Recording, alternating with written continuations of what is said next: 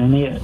No electricity, and they need food that we're trying to get to them and haven't been able to get to them because we got more people than what we originally anticipated. It really sounds, Jason, like a dire situation unfolding in Craven County. We've been showing our viewers the water rescues. You've got great help from across the country there in terms of these swiftwater rescue teams. You're saying now we can use all the help we can get. You're saying we need prayers. You certainly have our prayers from this part of the state where we're dealing with heavy rain, but certainly nothing like you're dealing with. Are you hearing about rescues that continue? You said that you had 27 people from the Fairfield area just recently rescued. Is that continuing across the county right now, the rescue operation? Yes, it is. I just got off the phone with one of my fellow commissioners that lives down in Harlow. You have to excuse me. And he's in the fire department down there, but he's also a county commissioner. And we're doing all our EMS folks, fire department. These are volunteers that we've got, and they've left their homes and their families to go out and try to help other people. And I was talking to him, and he said while they're trying to save people, trees are falling all around them and putting the EMS people in harm's way also. And they're doing all they can. We just here where I live at, we're in the process of having discussions of where to open our church up. I know churches are opening up their fellowship halls all across for folks that are flooded.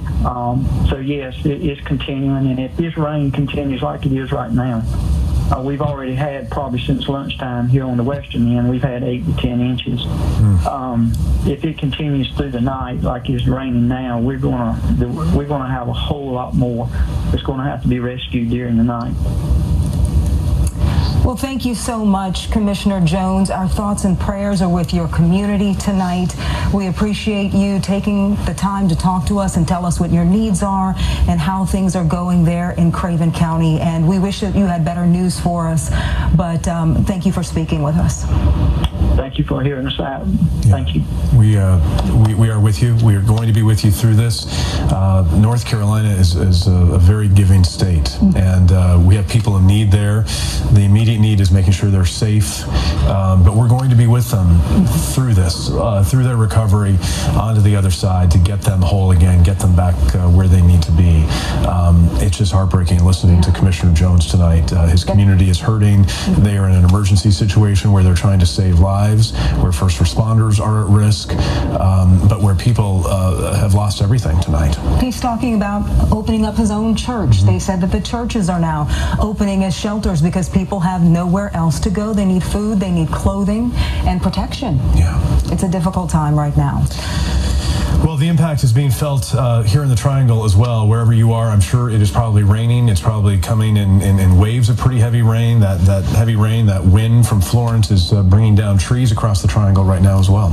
Kim Diener is standing by with a look at some of the roads, and there are some roads that have a lot of debris on them right now, Kim. Yes, Tisha, they're closed. We have many roads closed in Wake County, a lot of roads being closed in Johnston County. Johnston County in particular just really seeing main roads as being closed because power lines are down, trees down. Now that night is here, no one can see. I mean, you can only see as far as your headlights will show you. So some of these back roads are going to be very dangerous, even more dangerous than they were earlier today when we had a little bit of sun to enlighten us as to what was ahead of us. All right, so we're going to go down to Johnston County first. I have tweeted every single accident as well as road closure, whether it be because of power lines, trees down, or flooding. So if you follow me, it's Kim Diener, ABC 11.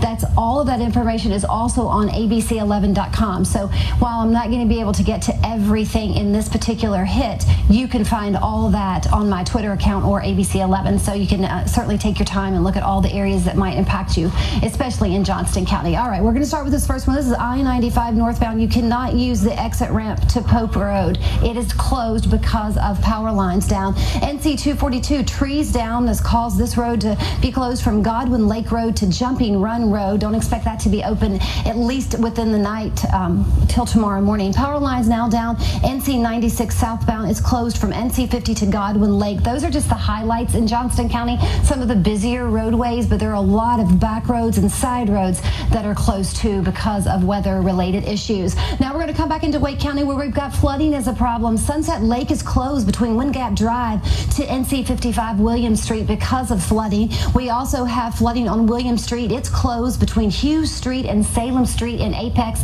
A lot of trees down in Apex as well. We got that report earlier from Joel. We also have flooding on South Main Street, right there between Ligon Mill Road and Capitol Boulevard in Wake Forest. I know Josh was on the scene a few moments ago in Wake Forest looking at a tree that had taken down part of a home. We are seeing flooding at this location, so I don't know if he'll have a chance to make his way near there, but it's right by that BP gas station. Hazard NC, this was a hazard tree on the road. Got to read it a little quickly. NC 50 Creedmoor Road is closed between Bella Hill Drive and I-540. That road is still closed. I know that they're working on clearing that so they can open it up, but that's a busy road people use to come from the northern part of Wake County into Raleigh. Not going to be able to use it overnight tonight. Hopefully it'll be reopened by tomorrow morning. Raleigh Boulevard road is closed between Crabtree Boulevard to Yonkers Road because of trees and power lines on the road. So the police have had to close that. You cannot get through. And we have an electrical hazard, and I'm taking that. It's just how it came into the 911 center. I believe that's power lines on the road at 1010 at Highway 50. So that's going to cause you some delays as well. And then we have our accidents. US 401 Capitol Boulevard at Wade Avenue, not slowing anyone down because we don't have anyone out on the roads, but we do have an accident at that location. US 70 eastbound and I-40 also another accident, and this last accident, Raleigh Boulevard, New Bern Avenue, just cleared. I wanted to also wrap up with letting you, giving you an idea of what you could expect tomorrow with public transportation. So go Durham and go Raleigh. They'll be back to normal services starting tomorrow morning. Go Chapel Hill is going to decide tomorrow at 2 as to when they are going to reopen, but you'll be able to use Go Cary and Go Triangle. Saturday services tomorrow will start at 8 a.m. So we're seeing a lot of places opening back up for public transportation. So please use that if you can, if you're lucky enough to live in an area that allows you to use a bus or anything to get to work besides you having to get out of your house into your car to get to your destination, especially. I mean, I know we don't have this sort of offers available in some of our rural counties, but I mean rural areas in some of our county, but we can at least try to stay off the roads. I mean, it's only going to get worse as we continue to see more rain, windy conditions, breezy conditions, and overnight tonight, it scares me to think what people aren't going to see until it's too late. That's a really good point, Kim, and that's what state officials are saying. Please stay off the road. Raleigh police said that. Please stay off the road because you could have trees down. You could crash into a tree that's down across a dark road. There could be power lines underneath that tree. So many risks out there because of this very heavy rain and strong wind that's all across our viewing area right now here in the Triangle as well. Yeah, the thing that scares me the most is the road with the water over it where there's no road underneath because a part of it might have washed away. Yeah. That can be very, very, very dangerous. Wilmington has been very hard hit. We showed you the live shot, the live report from Diane Wilson a short time ago along the historic riverfront in downtown Wilmington. We've seen so many big trees down, power lines down, that horrible tragedy where a mother and her baby were killed inside a house. And we're getting more reporting from Wilmington right now. Gary Cooper, he's our photojournalist in Breaking News 1 tonight. He is on 17th Street. Gary, what are we looking at right now? Right now, just nothing but rain and lots of it. It's tapered off a bit, but this kind of feels like this morning when the first eye wall, if you will, came onto Wilmington. The rain was coming down just in sheets and in buckets. It was almost hard to see just a few inches in front of the car. The other thing here, there's little to no power throughout the entire city of Wilmington, so folks who have generators and whatnot, they're okay, but for the most part, things here are just pitch black, and so nothing but a couple of taillights and some headlights in and around Wilmington. But here you can see the rain start to pick up again. I'm not sure how much you can see because it is pitch black out here, but this rain has just not really let up ever since yesterday. It's been raining for 24 hours straight in various degrees of good consistency, but and this is going to cause a lot of headaches in regards to flooding, obviously, in the near future.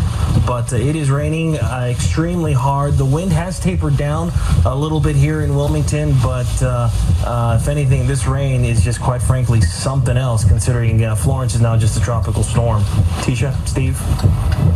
Gary, 17th Street is a major thoroughfare there in Wilmington, and I know it well. It's hard for me to tell exactly where you are, though, because the power's out. Are you right there in the heart of Wilmington? Are there businesses all around you?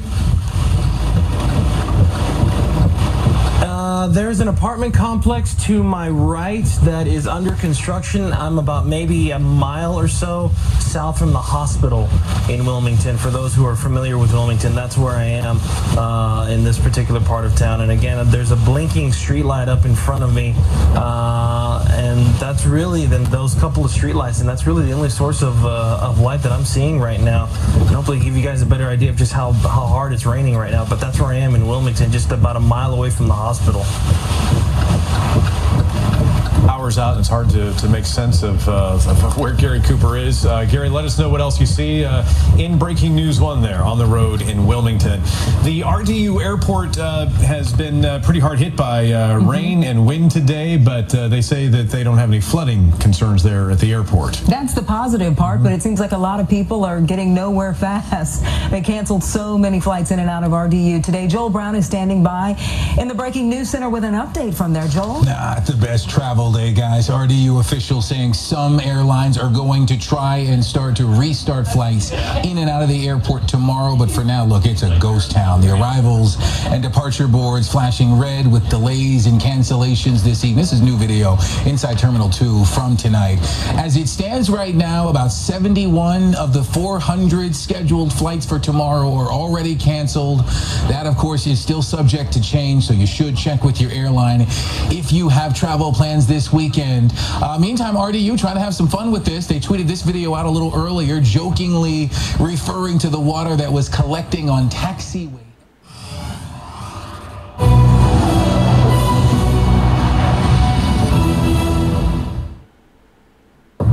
Tonight, a special edition of World News Tonight. Hurricane Florence makes landfall.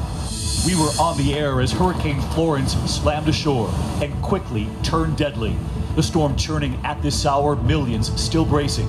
The terrifying scene playing out, water rising so quickly, families trapped inside their homes, inside their apartments, calling 911, dispatchers telling them to get to the second floor, get to the attic.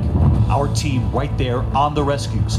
And here in Wilmington, we were on the scene where a mother and infant were killed. A massive tree coming down on their home. The father pulled out, the firefighters, and the prayer outside. In the dark tonight, well more than 500,000 without power and growing. And now the new warnings, flash flooding and tornadoes possible in the coming hours. And my interview with the governor just moments ago. There are several other major stories this Friday night. Paul Manafort pleading guilty, now cooperating with Robert Mueller. What does this mean for President Trump? The new letter raising questions tonight involving Supreme Court Justice nominee Brett Kavanaugh. What it accuses him of involving a young woman decades ago. And why was the letter just now revealed? And the massive fires outside Boston, the deadly chain reaction gas explosions, and what we now know. And tonight, what they saw from the air just before another possible explosion. And tonight, our persons of the week, the rescuers, the volunteers, they did not forget the pets. This is ABC World News Tonight with David Muir, reporting tonight from Wilmington, North Carolina. And good evening tonight from Wilmington, North Carolina, where Hurricane Florence slammed into this state, making landfall today and carving a deadly path. Here in Wilmington at the airport, not far from where we're standing right here, wind gusts reaching 105 miles per hour at one point, not seen since Hurricane Helene in 1958. And when you have a hurricane of this size and this scope, this is what you see in its wake. Our drone flying over one of the neighborhoods not far from here. Homes damaged, trees down everywhere. It's really everywhere you look. And authorities want everyone to know tonight, this storm is still churning. This satellite, from the moment it made landfall, the governor just telling me moments ago they are extremely concerned over the flooding to come. This storm and its tropical storm force winds are still nearly 300 miles across at this hour. This hurricane has been terrifying for so many here. The city of New Bern, north of here, trapped between two rivers. The flooding was almost immediate. Before the sun even came up, hundreds trapped in their homes With fast rising water, we were embedded with the rescue teams there, racing to get to them, and you'll see what we witnessed. And here in Wilmington, the heartbreaking discovery tonight. We were on the scene of prayer as a mother and her infant were discovered in a home. They did not survive when a tree came crashing down. Tonight, this massive storm is still at it, millions still in the path. And we begin with ABC's Gio Benitez in New Bern tonight, where water was rising so fast those families were trapped. Rescues still underway tonight. Florence raging ashore before dawn. Hurricane-force winds turning debris into projectiles, driving rain, flooding streets, and in New Bern, North Carolina, a 10-foot storm surge submerging cars and trapping hundreds in their homes. Call after call for help. It's starting to get deep out, folks. Jay Schreiber with his wife shooting this video from the second floor. I would say it's probably 12 feet up from normal. A lot of debris out there, some heavy things that shouldn't be this close to buildings. People all night long have been in attics and roofs asking for help, and with the resources we had, we got them out there. We are calling for more resources. Hundreds rescued. The National Guard saving this family, helping them into high water vehicles. This is the real deal here. Our team with the elite urban search and rescue team, New York Task Force 1. Members of the NYPD and the FDNY going door to door to help. We've done the first section. Navigating dangerous currents to find trapped residents. When you can help your fellow man, when you can get out there and do what you're trained to do, that's a great day. Everyday Americans rushing in to help too. We found volunteer rescuers with a boat in tow, not letting a roadblock get in the way. But look at this, those rescuers are right now trying to cut this tree up so they could clear the road and get to New Bern. They weren't giving up. I mean, you guys wasted no time right away. As soon as we pulled up, we jumped out and started cutting. The destruction here, incredible. Ceilings caved in, windows blown out, trees down everywhere. And David, we can't even keep driving because the water just keeps rising. Take a look right there. That truck is just underwater. And right next to us, we have the massive Neuse River. There's just so much water here that river just can't drain it. So it's a recipe for disaster, David. Gio Benitez tonight leading us off. Gio, thank you. And here in Wilmington, the discovery as we drove through neighborhoods today. So much destruction, those trees down, and in one case, a heartbreaking discovery. The frantic effort underway tonight to rescue those in the path of Florence. First responders out at daybreak after the hurricane first began battering the coast. Here in Wilmington, neighbors holding one another after a massive tree came crashing down on a young family's home. Firefighters were in a race to try to rescue the three trapped inside. A mother and her infant did not survive. They struggled to get the father out, managing to free him. He was rushed to the hospital. The fire chief describing to us on the scene how they had to cut through the tree to get to the family. These firefighters were out here in the height of this storm working this rescue basically, and very, very difficult. Firefighters and first responders outside the home kneeling in prayer amid the horror they had discovered. It all began in the early morning hours, hurricane-force winds as Florence slammed into the coast, making landfall as we were on the air. The eye of Hurricane Florence is expected right here in Wilmington imminently. In fact, the eye wall has already made landfall. It's moving inland. You can see the winds are just ferocious right now. Wind gusts reported up to 97 miles per hour right on the coast. Wind gusts at the Wilmington International Airport reaching 105 miles per hour, the highest recorded gust since Hurricane Helene in 1958. Look at the sheer amount of water already arriving, and the eye of Florence isn't even here yet. What they're most concerned about is the rain. It's expected up to 40 inches of rain. Police cars on the roads pounded by those heavy winds and rain, winds chewing up this gas station, the roof collapsing, then carried away by the winds. The storm surge as high as 10 feet in some places. This boat battered and dropped on land. Streets blocked, trees down, trapping hundreds of residents in high water. And it all happened very quickly. From the highway in Wilmington, the view of the shopping center in the distance, the lights flickering, then off. Across town, this parking lot suddenly in total darkness. Look at this. Look how high this is now. It's twice as deep as it was 10 minutes ago. Walt Creighton has been stranded in a home surrounded by water. They've been relying on a generator. That's now in danger because of the rising waters. We're about to have to kill the generator. It's not the underwater. Look at this. It's a generator that was blamed for a death in Kinston. As a resident was trying to plug their generator in, he was electrocuted. In Pender County, a woman dying of a heart attack. Emergency crews were unable to get to her because of downed trees. Tonight here, the damage is vast and widespread. Part of the roof being ripped off this retirement home in Wilmington, this auto repair shop, and the cars crushed. So many lives affected, and those firefighters and an entire community praying tonight after learning of that young mother and baby lost.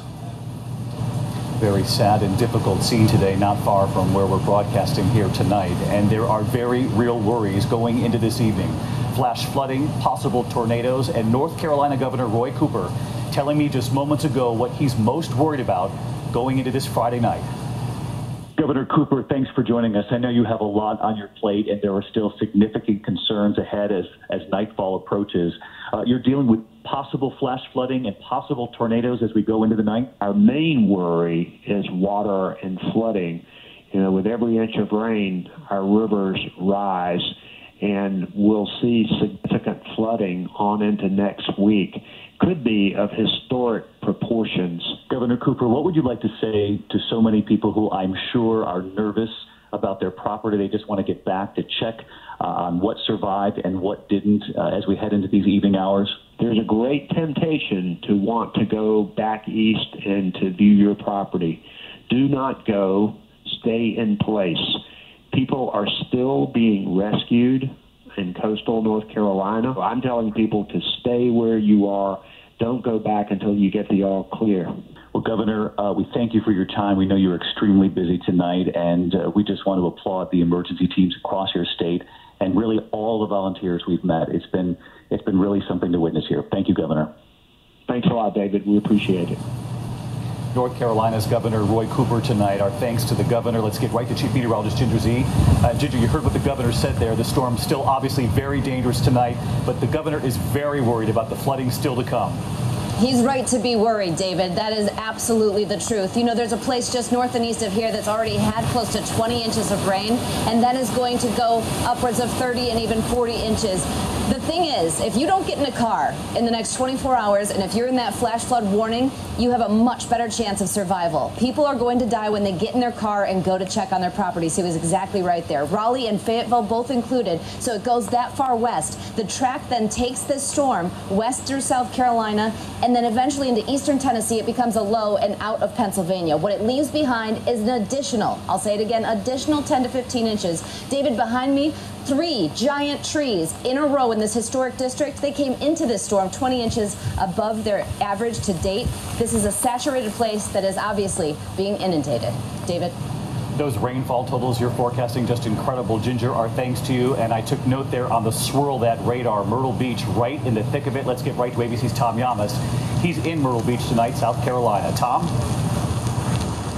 David, good evening to you. Florence is pounding the South Carolina coast right now, and the winds are shifting right now. All the wind is blowing the water from the ocean up into this land up here. They're waiting for a 2 to 4 foot storm surge. What they're really worried about, historic and catastrophic flooding that could take over 2 to 3 days. Just west of us, 5 rivers meet together. They possibly could all crest at record levels. David, back to you.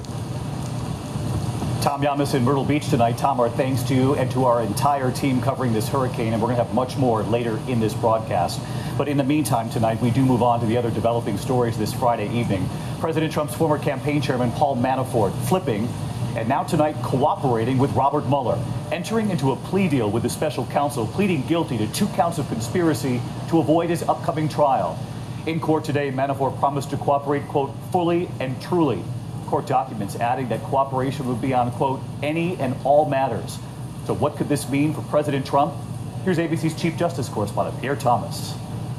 He was the picture of confidence, the campaign chairman at Donald Trump's side at the Republican National Convention. But today in court, Paul Manafort appeared ashen, softly pleading guilty to multiple felonies. At times, his voice barely audible. Tough day for Mr. Manafort, but he's accepted responsibility. He was already facing up to a decade in prison after convictions on bank and tax fraud. He's now agreed to cooperate with special counsel Robert Mueller. He's agreeing to cooperate, and do you expect that he will do so fully and thoroughly? We do. Thank you. In court, Manafort pledged to cooperate fully and truly. Prosecutors described a broad cooperation agreement covering any and all matters the government deems relevant. That will likely include the now infamous Trump Tower meeting, Donald Trump Jr., Jared Kushner, and Manafort sitting down with a Kremlin-connected attorney they were told had dirt on Hillary Clinton. Manafort is the fifth member of Trump's campaign team to plead guilty in recent months.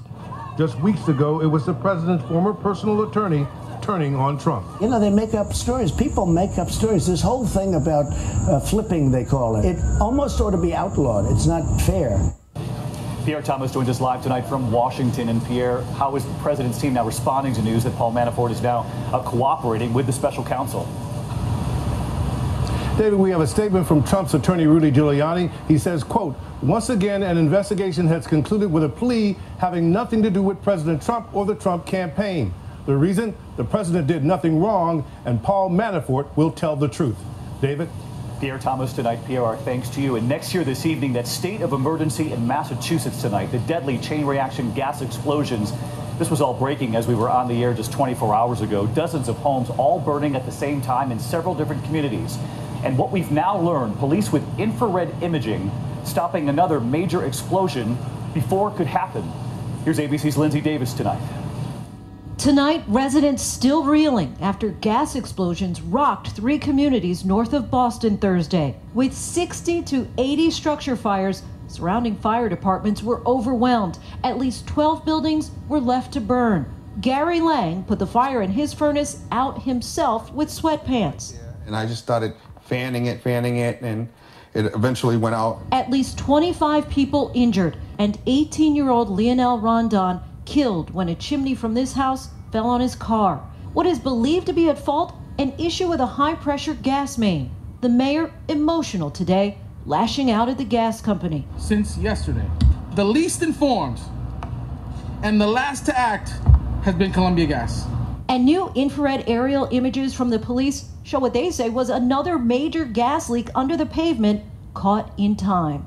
2 people remain in the hospital. The gas company apologized tonight and says that they are working to fix things safely and that the NTSB has taken over the investigation. David? Lindsay Davis in Florence, Massachusetts. Lindsay, thank you. And there is still much more ahead on this special edition of World News Tonight, Friday. ABC News, straightforward. Just behind me there's a rescue happening. A truck driver who was stuck in the flood. News is happening live everywhere right now, so take me there live. Behind me now, I can see me pushing through. The last 18 seconds is the most critical. Look at this. This is just incredible. Don't worry about having perfect hair at a perfect desk. Just let me have it live, raw, real. That's Fisher number 20, and it has been putting out more lava than the Rio Grande puts out water. I want to show you something. All of this has been flowing steadily into the ocean. That's the promise of ABC News Live. So when the biggest stories are playing out live, you're right there. These streets were almost overrun by Houthi rebels, and if you look, you can see the intensity of the battle. We're on the South Korean side, but where that gravel ends and the sand begins, that's North Korea. The groundbreaking exclusives. You trust him? I do trust him, yeah. I think he trusts me, and I trust him. Remarkable access, stunning visuals, unmatched, straightforward reporting. From around the country to all across the planet. Breaking news live. There's an active shooter situation in South Florida. From the scene. This is the 101 freeway right now near La Crescita. Look at those massive flames. Taking the audience with you. Go there with ABC News Live. We are here at the royal wedding. And here they come, right there. Around us. It's just like out of a movie. See it, feel it, understand it, connect to it. Maybe you're safe, and you're safe. I'll be okay. ABC News Live. The possibilities are limitless. The new GoodMorningAmerica.com. It is so good. Hello. It has everything right there. Ooh. Can I get an amen? It's with me all day.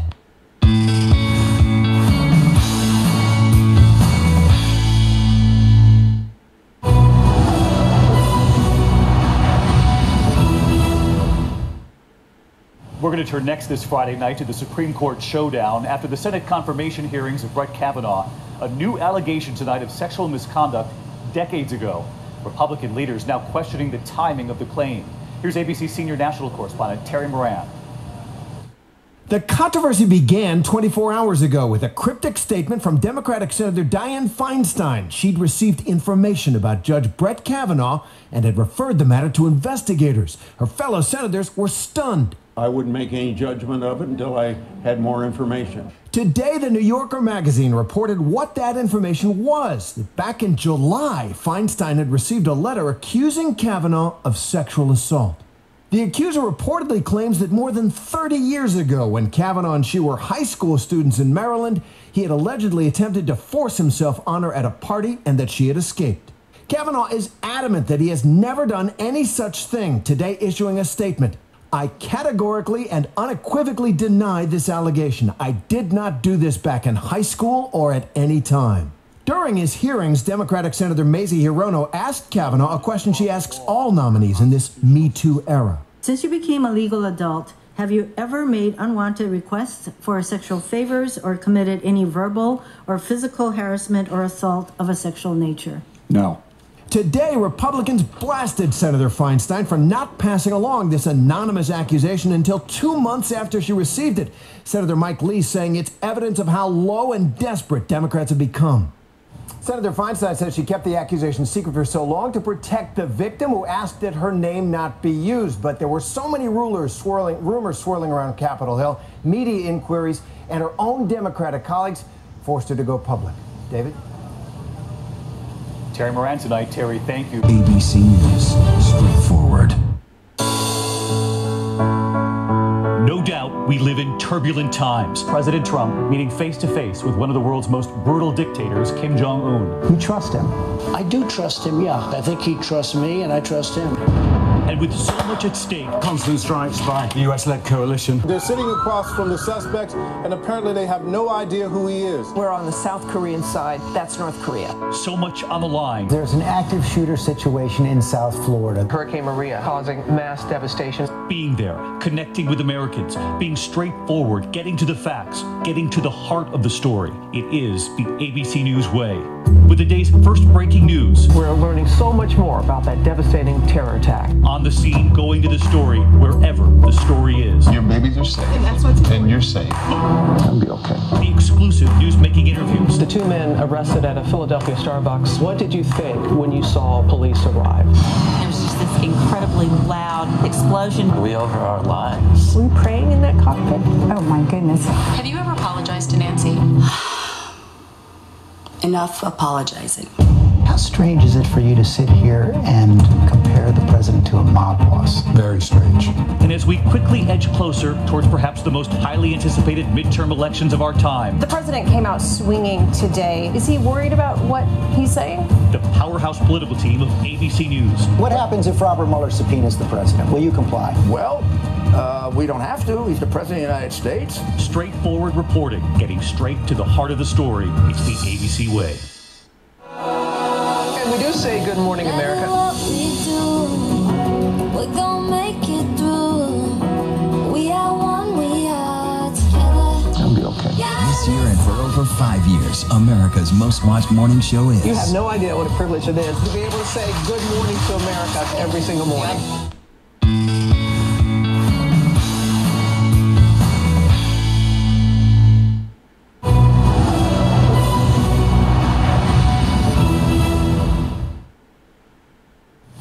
Finally tonight here, we have witnessed so much in the wake of this hurricane. The compassion of the rescue teams and the volunteers here, our persons of the week. Today, with the waters rapidly rising, rescue workers from Township Number 7 Fire Department and volunteers from the Civilian Crisis Response Team used a truck to move people and their pets rescued from their flooded homes. Volunteer rescuers near Newbern helping those residents get to higher ground. This volunteer carrying a 7-year-old girl to safety. In Jacksonville, 2 men with their boat, carrying a couple of dogs, later bringing out the kittens too. And there was this today, a bright spot in the midst of a hurricane. Marine Corporal Nicholas DiGregorio and his wife Danielle holding their newborn twin girls at Naval Hospital in Jacksonville after evacuating Camp Lejeune in North Carolina. Their newborn twins, Sadie and Scarlett. And we welcome those twins tonight. We thank you for watching throughout this storm. Another trying week here in the zone. Good night. ABC News, straightforward. On location, every day, anywhere, across the planet with ABC News. This is just incredible. Go to facebook.com/onlocationabc to watch, like, follow now. And we do say good morning, America. We're gonna make it through. We are one, we are together. It'll be okay. This year and for over 5 years, America's most watched morning show is... You have no idea what a privilege it is to be able to say good morning to America every single morning.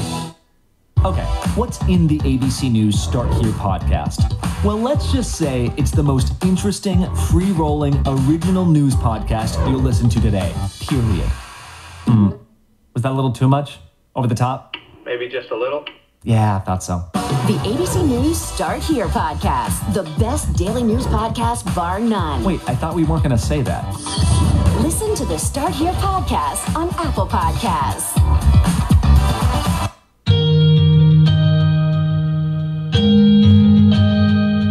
Almost every home here has sustained damage from this storm. The roof is like 3 houses down, and the roof's, I think it's right there.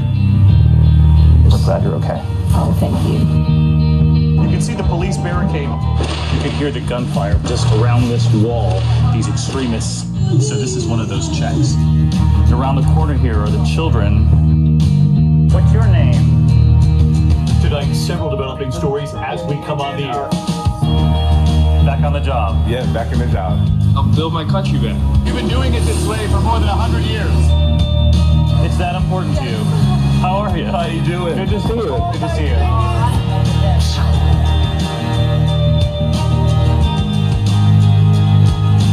ABC's World News Tonight with David Muir is America's most watched newscast, and we thank you.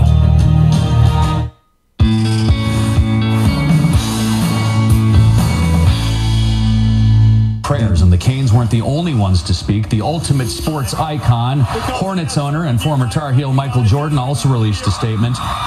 He's going to partner with the Red Cross, United Way, food banks to get help to those who need it. And he said in his statement, it's truly devastating for me to see the damage that Hurricane Florence is doing to my beloved home state of North Carolina and to the surrounding areas. The recovery effort will be massive, and it will take a long time to repair the damage and for families to get back on their feet. Together with the NBA, we have launched a platform to aid those most impacted. Please join me, the organization, and the NBA, and donate to one of the local organizations assisting in the relief and recovery efforts. To all those affected, stay safe and know that we are here to help. And of course, Panthers owner David Tepper promised yesterday that his team would aid in the recovery process. And NC State coach Kevin Keatts, basketball coach, says he is coordinating an effort for college hoops programs from all over the country to chip in and help with the victims of Hurricane Florence.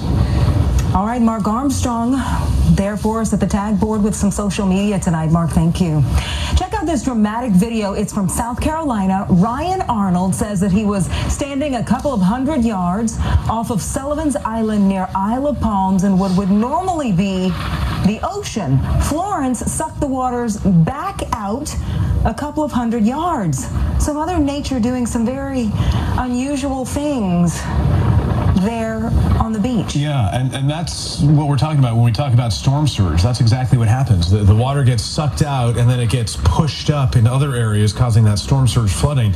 I was reading some similar reports along the Pamlico Sound near New Bern that it looked much like that about this time yesterday near the Pamlico Sound, where the water was sucked out and then pushed up the Neuse River, where we've seen in New Bern 10 feet above normal water stage there along the Neuse River, causing all that massive flooding, and the water rescues, the search and rescue operations that continue there in New Bern tonight. And we continue getting reports of the impact on people all across North Carolina into the Breaking News Center tonight. The storm impacting people all over the state, as you just mentioned. Joel Brown standing by. People are sending us pictures. They're sending us video. We're learning some new facts. facts about the storm. Joel, what's your update this time? Yeah, we're getting all kinds of reports depending on what part of the viewing area you are in and the coast as well. But it seems everyone is dealing with the issue of downed trees, and our viewers have just been sending in hundreds and hundreds of pictures and video into the Breaking News Center, and so many of them show the same scenes. Trees down across roads or trees onto homes. Let's go through some of those. These are pictures sent to us by Peter Duca in the Smithfield area. We have Peter's pictures. He sent us a bunch. Don't have it. Well, okay, let's have the video of the down tree here. Let's see, is this Chrissy Lynn's home in Fayetteville? I believe it is. Tall, skinny tree that came down. Smithfield home. This is video from Peter Duca in Smithfield. You can see that tree just uprooted from the ground and landing in the front yard of a home. There's some closer pictures of the roots of that tree. Just a huge monster of a tree that came down. No one hurt in this, but you can see it took up several properties in Smithfield. But look, Smithfield took saw rain between 5 to 7 inches, according to Doppler estimates. So some of those that soil is just so saturated, and trees that have been there for so long, didn't take much to knock them down. Didn't get a chance to show you all of the pictures that we had, but we're going to keep collecting them here in the Breaking News Center. We'll present them when we have them. Please continue to send us your pics when it's safe to do so. We want pictures, we want video. Hurricane Florence, just post them on our ABC 11 Facebook page, or you can use the hashtag ABC11 on social media. You can also email them at eyewitness at abc11.com. And remember, ABC11 is keeping you covered throughout this storm. In case of a power outage, you can find the latest on Hurricane Florence by downloading the ABC11 News and weather apps. We're also streaming live on abc11.com and the ABC11 Facebook and YouTube pages. We're going to keep monitoring the conditions out of the Breaking News Center. We'll update you as we get new information and new video. Steve, Tisha. All right, Joel, thanks very much. The video we continue to see of these uprooted trees is really stunning.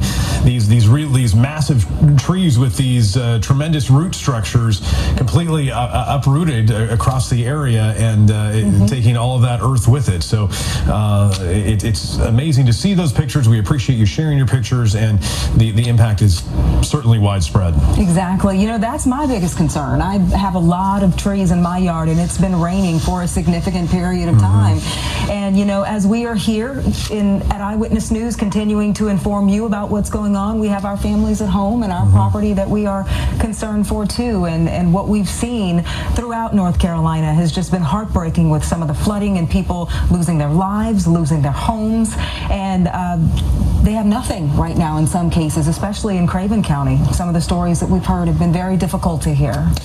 It has been, and this is just the beginning. We're going to be with them and helping them recover and covering their situation in the days and weeks ahead. Marcy Gonzalez shows us what's happening across North Carolina. She's taking in video from across the state tonight. Florence weakening, but the threat still intensifying. This massive storm moving slowly, dumping life-threatening amounts of rain. Oh gosh, it's like a bombs have gone off here. There's a lot of water. Hundreds of people rescued from rising floodwaters in New Bern, North Carolina. I've never seen this kind of damage here. Powerful sustained winds and gusts up to 105 miles an hour, damaging businesses, sending this branch into Ben Selby's bedroom. Okay, heart beating them 100 miles an hour, but and the creek is up to the house. So anyway, woo, baby. This tree falling on a home in Wilmington, killing a mother and infant inside. First responders pausing to pray. It's a difficult situation for all of us. Debris whipping through streets. I'm okay. The storm prompting tornado watches. If you're in Tarboro right now, you need to take shelter immediately. Along the Outer Banks, storm surge inundating homes, and inland, the threat of devastating flash flooding just beginning. There's a high probability this will become a mandatory evacuation order within the next 24 hours. And the danger is still far from over. Tropical storm force conditions are expected to last into tomorrow, and this rain isn't expected to let up until Sunday. Even then, the risk of flooding will continue, and we've now learned President Trump plans to visit some of the impacted communities sometime next week. Marcy Gonzalez, ABC News, Wilmington, North Carolina. Marcy, part of the team covering the storm with us here on Eyewitness News with a roundup of what's been happening across the state today. Yeah. The governor talked about his concern in Lumberton, where many people are still working to recover, haven't recovered from Hurricane Matthew 2 years ago because of the flooding along the Lumber River, and there are actually sandbagging operations going on in Lumberton right now. Yeah, Robeson County, one of the hardest hit areas 2 years ago, hoping to fare better this time around. They're taking all the precautions they can. Michael Perchik is in Lumberton live now to tell us what he is seeing. Michael? The rain has really picked up here over the past half hour or so. I'm going to flip around the camera. We're actually in the parking lot of a Cracker Barrel right now, and if you just take a look, the wind is really whipping around this rain. I tweeted out some pictures earlier just showing some of the businesses and some of those traffic lights completely without power, and just how dark it is in some areas of Robeson County and here in Lumberton as well. As you mentioned, one of the hardest hit areas from Hurricane Matthew. Concerns again once boiling up because of a potential of more rain and flooding in this area. I did speak with the Cajun Navy not too long ago. They said they've not had any calls so far, which is a good sign. However, they've been preparing for the past day and a half. I chatted with one member who came down from Fairfax, Virginia. He shared what this past 24 to 36 hours have meant for them in trying to prepare for any potential swiftwater rescues they'll have to take part in. It's really rare. Usually you're just getting after it the whole time, and this is really a blessing that we get to almost now the day and a half to kind of pre-plan and figure out what areas need to be focused on the most. We get to pre-plan all of our boat launch areas so we're not running around once the water's already too high. Yeah, and that's actually one of the positives of the slow-moving storm. I know we've been discussing this as the potential for it lasting longer, but from the Cajun Navy perspective, they say they've been actually able to get into these areas, kind of scout it out, learn from Hurricane Matthew. There are several members of the Cajun Navy who were down here during Hurricane Matthew, are back down again, so do know this area fairly well, probably better than some other disaster sites they've worked in the past. So there are some advantages that they are looking for here, but again, we did speak with them a short while ago that tell us it has been all quiet here, which is good. On the roadway, you do see some cars making their way up here, but for the most part, it has been fairly quiet. This stretch, we do have power. There are certain parts of Lumberton that don't have power. We have seen already some downed trees. We've seen a couple fall on power lines. We have seen certainly police making their presence known, driving throughout the city with those blue lights on. But if you can avoid being outside, you can kind of even hear the strength of that wind and the rain pounding down on Breaking News 1. If you can avoid going outside, if you can avoid being on the road tonight, please do so. It's certainly a bit of a hectic scene. Not really seeing too much accumulation on the road so far, which is good, but on the side of the road in some of these parking lots, you are starting to see these puddles form. The danger is if it continues over the next 24 hours, the potential flooding here in Lumberton for an area, as Stephen Teacher, you guys mentioned, was hit very hard just a couple years ago during Hurricane Matthew. And they're bracing for more, and as we say, we understand there are sandbagging operations there to try to protect Lumberton, parts of Lumberton, so let us know what else you find. Michael Perchik in Robeson County tonight. Thank you. We've really been focusing a lot of our efforts on New Bern and Craven County, because that's where we've seen hundreds of people who were trapped in their homes rescued today. About an hour ago, we spoke with a Craven County commissioner who said they need our prayers, and he said they need all the help they can possibly get right now. He said that there were just a couple of dozen people who were rescued right when we got on the phone with him. More rescue operations were going on as the water continues rising there. The Neuse River is surging with storm surge. The Trent River is surging, and they've got the rain falling from the sky and the drainage coming from upriver as well. Yeah, he said the shelters are full, and they're contemplating opening some churches to actually accommodate people who are coming in with nothing. They have left everything behind. And And it's just been a tough go of it there. Julie Wilson was in New Bern earlier today. She was in the trenches with the volunteers working to rescue people from the floodwaters in New Bern. She shows us the important work that they're doing there. So you guys are all the way down from New York to help out with Florence. We are. What brought you down? We're part of the FEMA system, comprised of New York City firefighters and police officers that work under the umbrella of FEMA. And we're an urban search and rescue task force. So what has this been like out here for you? Is this the storm that you anticipated being? Is it worse? Is it better? It is what we anticipated. We came down as a swift water rescue package. That's our primary function. And today we're getting reports that people are trapped inside their houses because of the high floodwaters. So we put 4 rescue boats out, and we're working with the National Guard and they have high axle vehicles, and we're just doing our best we can to evacuate people from their houses. How many folks have you pulled out of their homes? Because I've been talking to quite a few people, and they've said in the hundreds that they've been dealing with. Are you seeing those type of numbers? No, we haven't pulled hundreds out. We pulled quite a few out. I don't have a concrete number for you. We'll tally that up when we get back and kind of find out. Nice and dry. Yeah, right. The raw numbers, but it's quite a few. We did. We feel we made some progress today in getting people out of their house. What has the response been from people? Because we've talked to quite a few people who said we just really expect this to be what it is. Is that kind of what you're hearing from people? We anticipated a pretty big storm, I'll be honest with you. So I don't know what the reports were down here. Well, the reports are bad. I'm talking about the people coming out of the homes getting rescued. They are saying they didn't anticipate this being what it is. Yeah, they're just happy to get on dry land now. I guess a lot of them didn't anticipate how bad the storm was going to be, or chose not to heed the proper warnings. But nonetheless, here we are. Here we are. Okay, thank you very much. Appreciate you. Thank you for coming down and helping out here in North Carolina. We've seen some video and still pictures of that New York City search and rescue team, urban search and rescue team down here helping out, and they were doing amazing work in the Riverbend community along the Trent River there near New Bern, taking people out, and there are actually 1,150 people assembled by FEMA in North Carolina, South Carolina, Virginia. These swiftwater rescue teams here, pre-deployed, pre-positioned by FEMA, and many of them are being put to good use right now. We cannot thank them enough because there's been so many situations where people have been calling for help, and it just seems like sometimes there's more people who need help than people who are there to help, but it's just a very delicate situation, a lot of these rescue operations getting out there to the people who need them most. Yeah, and we continue to see a pretty tough situation unfolding in Wilmington tonight. We've seen so many power outages. We saw that tragedy where 2 people were killed inside a house earlier today.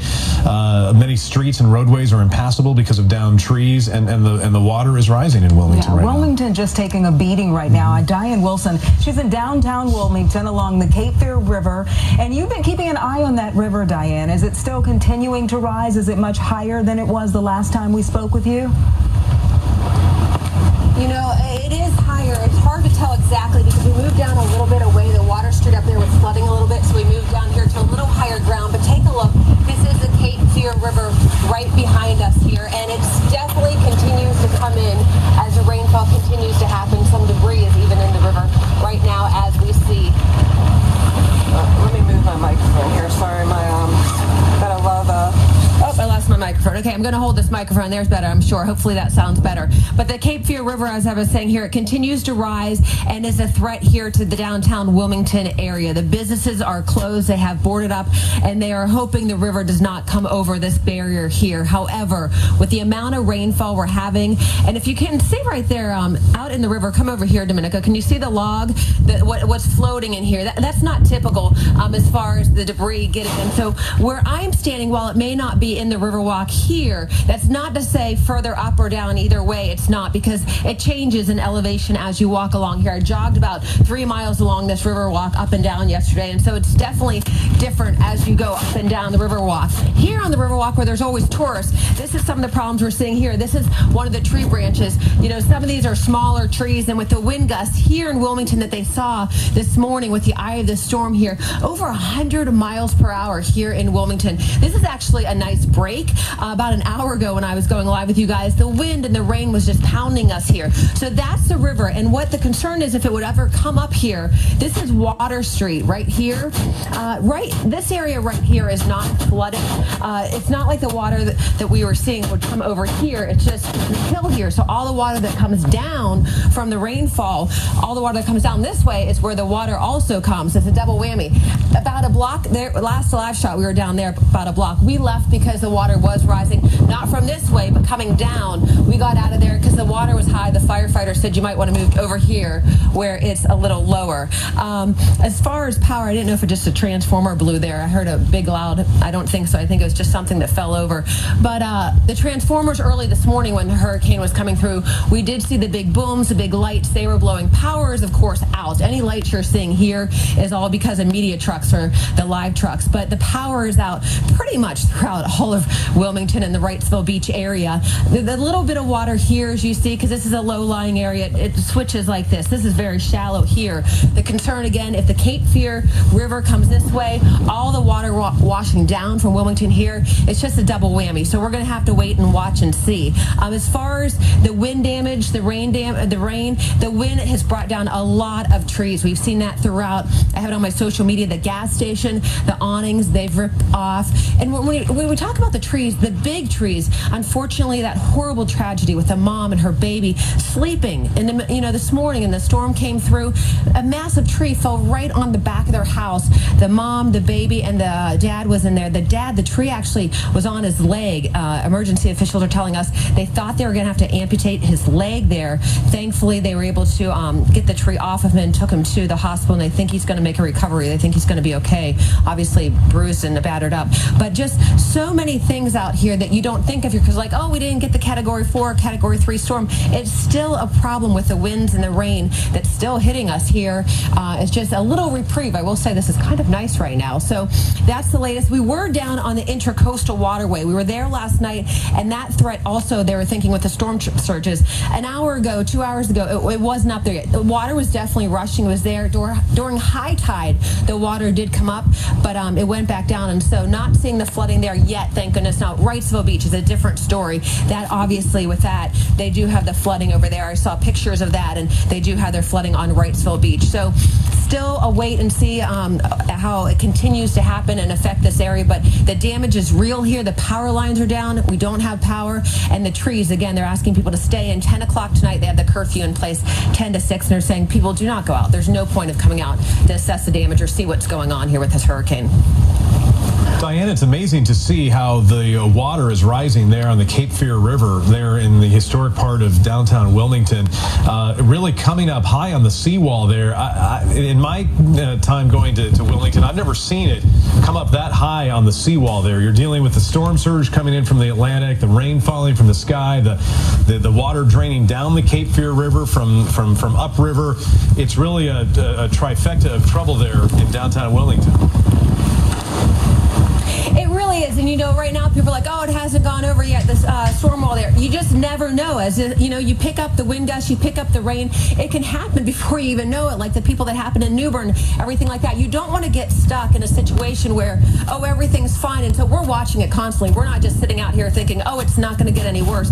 And I've seen police and firefighters here quite often. They're keeping an eye. They have their flashlights. The fire trucks just drove up and down here. They're all monitoring the conditions, so it's not like they just have moved away and not paying attention to anything. But it's also very eerie because it is so dark. I mean, you're seeing a light on me because of our light, and we have another media crew here with the light. But to look up and down this riverfront, anyone who's familiar with this area, I mean, it's completely, there's hotels. There's a hotel, I think 2 of them up there. It's completely pitch black up there that you can't see a thing.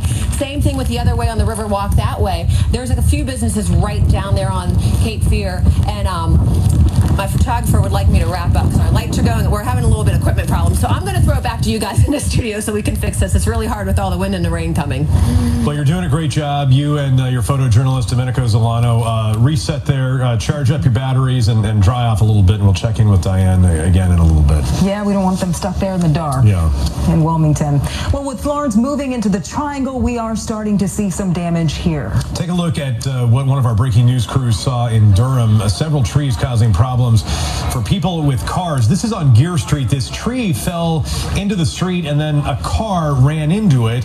You can see a lot of front end damage there, and we're working right now to learn if anybody was hurt. But that is the big concern out there. Now that we are after dark, these trees are down. They're down all across the viewing area, here in the triangle as well. And you could crash into something like that person did right there, because you can't see it. In many cases, the power's out. There are no street lights.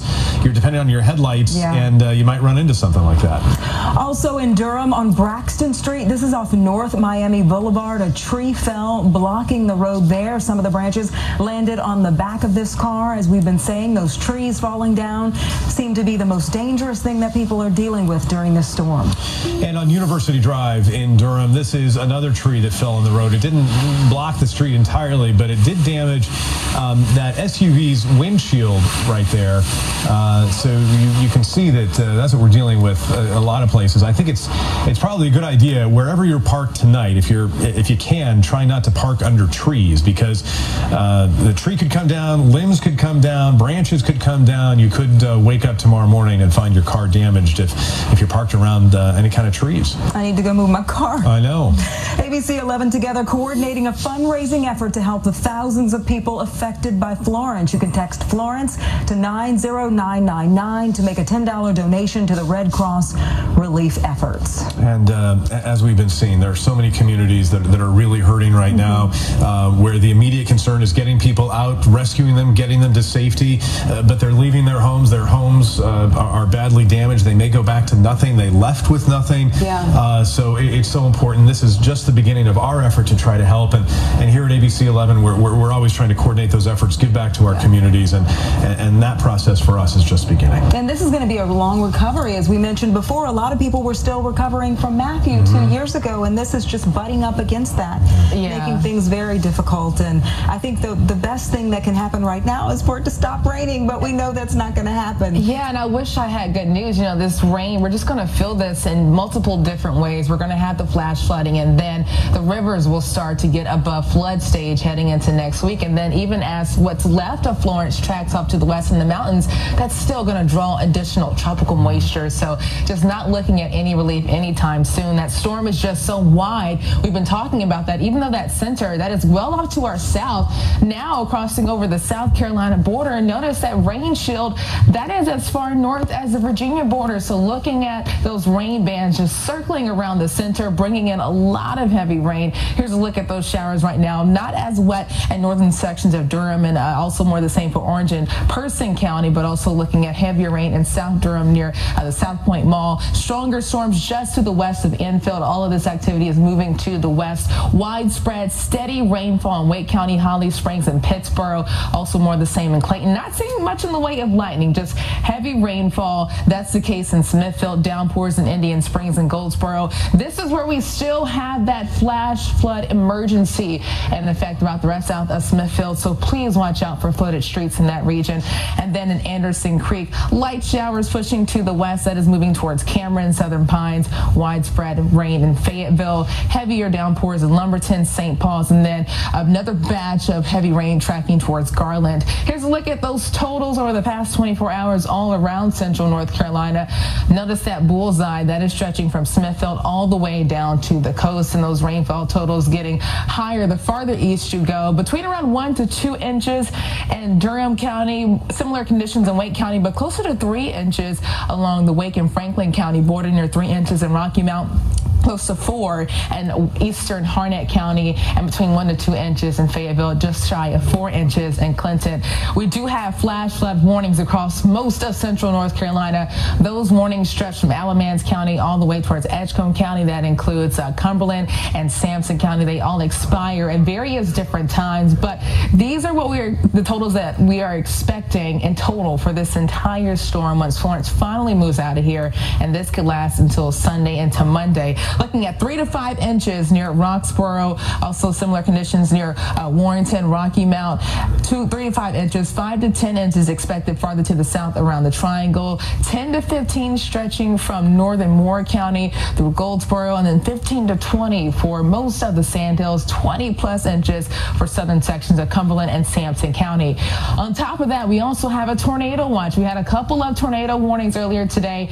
No reports so far, but we still have that threat for a brief spin-up tornado due to that spin associated with the center of Florence. So that is in effect until 11 p.m. Wouldn't be surprised, though, if we see that watch extended into the weekend. Tracking Florence, moving very slowly, only tracking to the west around 3 miles per hour. So that's going to continue to funnel in that tropical moisture. We will start out Saturday with a lot of rainfall. Looking at more of that rain early Saturday in the Sandhills, and then we'll see that rain getting closer to the Triangle, also creeping closer to the Virginia border. Those showers steadily flowing in by Saturday afternoon and evening. So a repeat performance heading into tomorrow. By Sunday morning, still very wet, but by Sunday evening, we could start to see some of that rain gradually tapering off across the area. The latest with Tropical Storm Florence, maximum sustained winds at 70 miles per hour, moving to the west at 3 miles per hour. That center just crossing over the South Carolina border. It's really not going to make much progress through tomorrow afternoon. Notice by 2 p.m. on Saturday, only near Columbia. Eventually weakening into a tropical depression as that moves through the mountains, and then we'll see that tracking off to the northeast. On top of that, rain, winds have been a huge issue. We've actually been losing some of our sensors because those winds have been so high. 52 mile per hour wind gusts in Fayetteville. We've had a lot of reports and pictures of trees down in that area. Also reports of trees down in Rayford. 43 miles per hour in Southern Pines, 32 at RDU, and 26 miles per hour in Smithfield. Looking at that wind gust forecast heading into tomorrow morning, winds gusting as high as 20 to 30 miles per hour across the Triangle, near 40 to 50 in the Sandhills. By tomorrow afternoon, winds still very high all around central North Carolina. And then the big question is, when will these winds finally start to die down? Well, by Sunday, it's still going to be breezy, but overall not as bad compared to this evening and Saturday afternoon. Here's a look at some of those wind gusts all across the area. The highest wind gusts today, 48 miles per hour in Clinton, 43 in Goldsboro, Wilson topping out at 45 as well in Sanford, Fayetteville, 64 miles per hour in RDU at 47. As we head into Saturday, it's going to be cloudy, gloomy, and blustery. We'll only have high temperatures reaching the mid to upper 70s. That rain will be very heavy at times. And as I mentioned earlier, as the remnants of Florence track off to the west, we'll see that pushing off to the north, and that's going to draw in a lot of moisture, and that's why we could see this flooding threat lasting well into next week. So on top of the flash flooding, we'll also see that potential for flooding with the rivers. Here's a look at the river stages at Cape Fear and near Fayetteville. Flood stage is at 35 feet. Right now that's at 12. That's expected to be well above flood stage on Tuesday, and then at Manchester at 18 feet. Right now at 10 feet, and that will crest above flood stage on Monday. For the Neuse River, more of the same. Smithfield, flood stage at 15 feet, now at 7, and that will get above flood stage on Monday. And then at Goldsboro, flood stage at 18, getting as high as 25 feet on Tuesday. So overall, just very wet as we head over the next few days. We will see a lot more rainfall heading into Sunday. We could finally start to see more sunshine on Wednesday due to high pressure settling in, and that looks like it's so far away at this point, especially when you look at how big Florence is. And as I mentioned earlier, it's only moving 3 miles per hour, and it's really not going to pick up speed throughout this weekend. So we'll still have a lot of rain on radar and a lot of rain to talk about tomorrow, maybe lasting into Sunday as well. So basically it's going so slowly because there's nothing around it to push it along. Yeah, you know, we talk about the jet stream that acts as a highway for storms, and a lot of times when you have the jet stream, it picks up those hurricanes or tropical systems, and they're in and out very quickly, but we just don't have that steering current, so Florence is just basically hanging out around North and South Carolina. She got off the highway and she's not going anywhere. Yeah, that's a good way to put it. Yeah, and really, I mean, we're going at a speed that we could walk. We could walk 3 miles per hour. Yeah. Wow. We do better than that on the treadmill.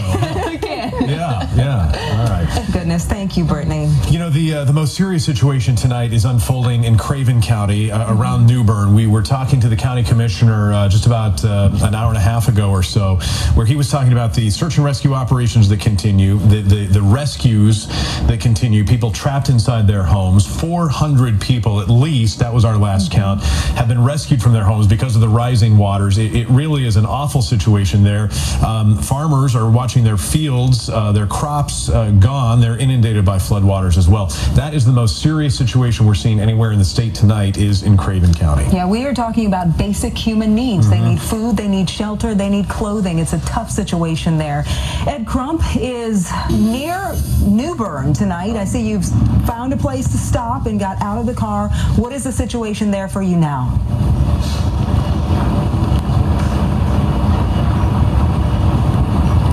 Well, let me first show you, before we show you where we are, Tisha, and let me first explain. We've been trying for hours to get into New Bern, and at every turn we've been blocked.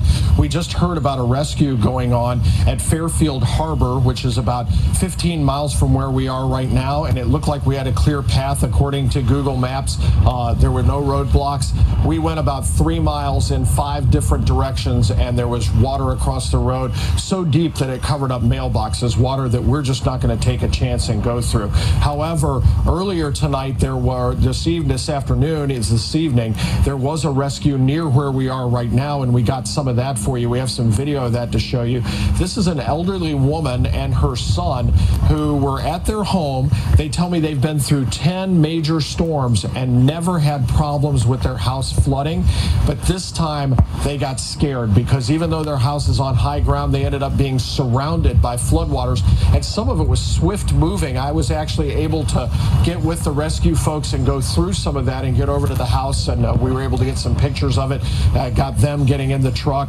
The woman was very elderly woman, very thankful to her rescuers for getting her out of that house, and her son was extremely thankful too. They drove off and took them to good high ground and dry ground and a safe place for them. And as Steve mentioned earlier, they're among hundreds of people that have been evacuated. Again, we're told that there's a couple of different evacuations, major ones going on tonight, and part of that is in Fairfield Harbor, which is really right down on the Sound, like right where the Neuse River becomes the Pamlico River, and it opens up into the Sound, and it looks like a major development there, and that's all going on there. But one of the things we want to also tell you about, there's more than a human toll to all this.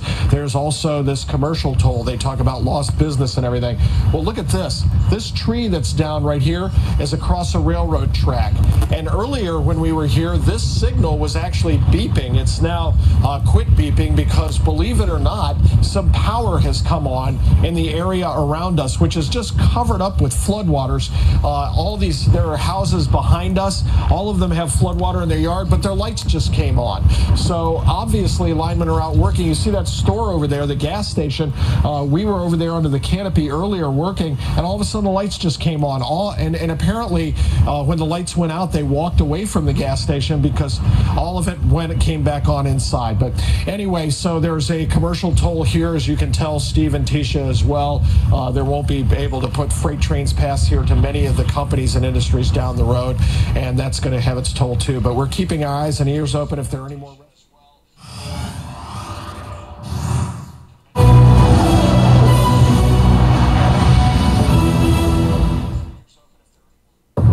Tonight, a special edition of World News Tonight. Hurricane Florence makes landfall.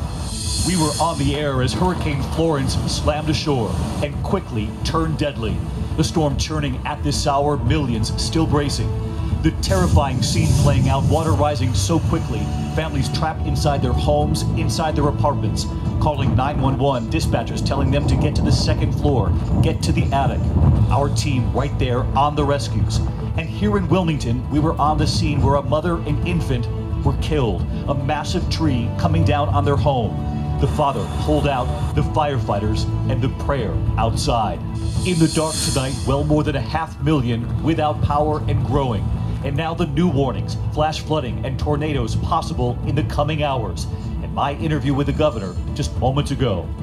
There are several other major stories this Friday night. Paul Manafort pleading guilty, now cooperating with Robert Mueller. What does this mean for President Trump?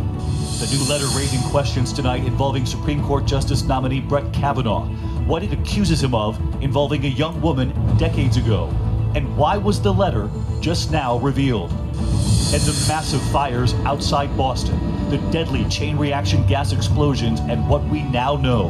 And tonight, what they saw from the air just before another possible explosion.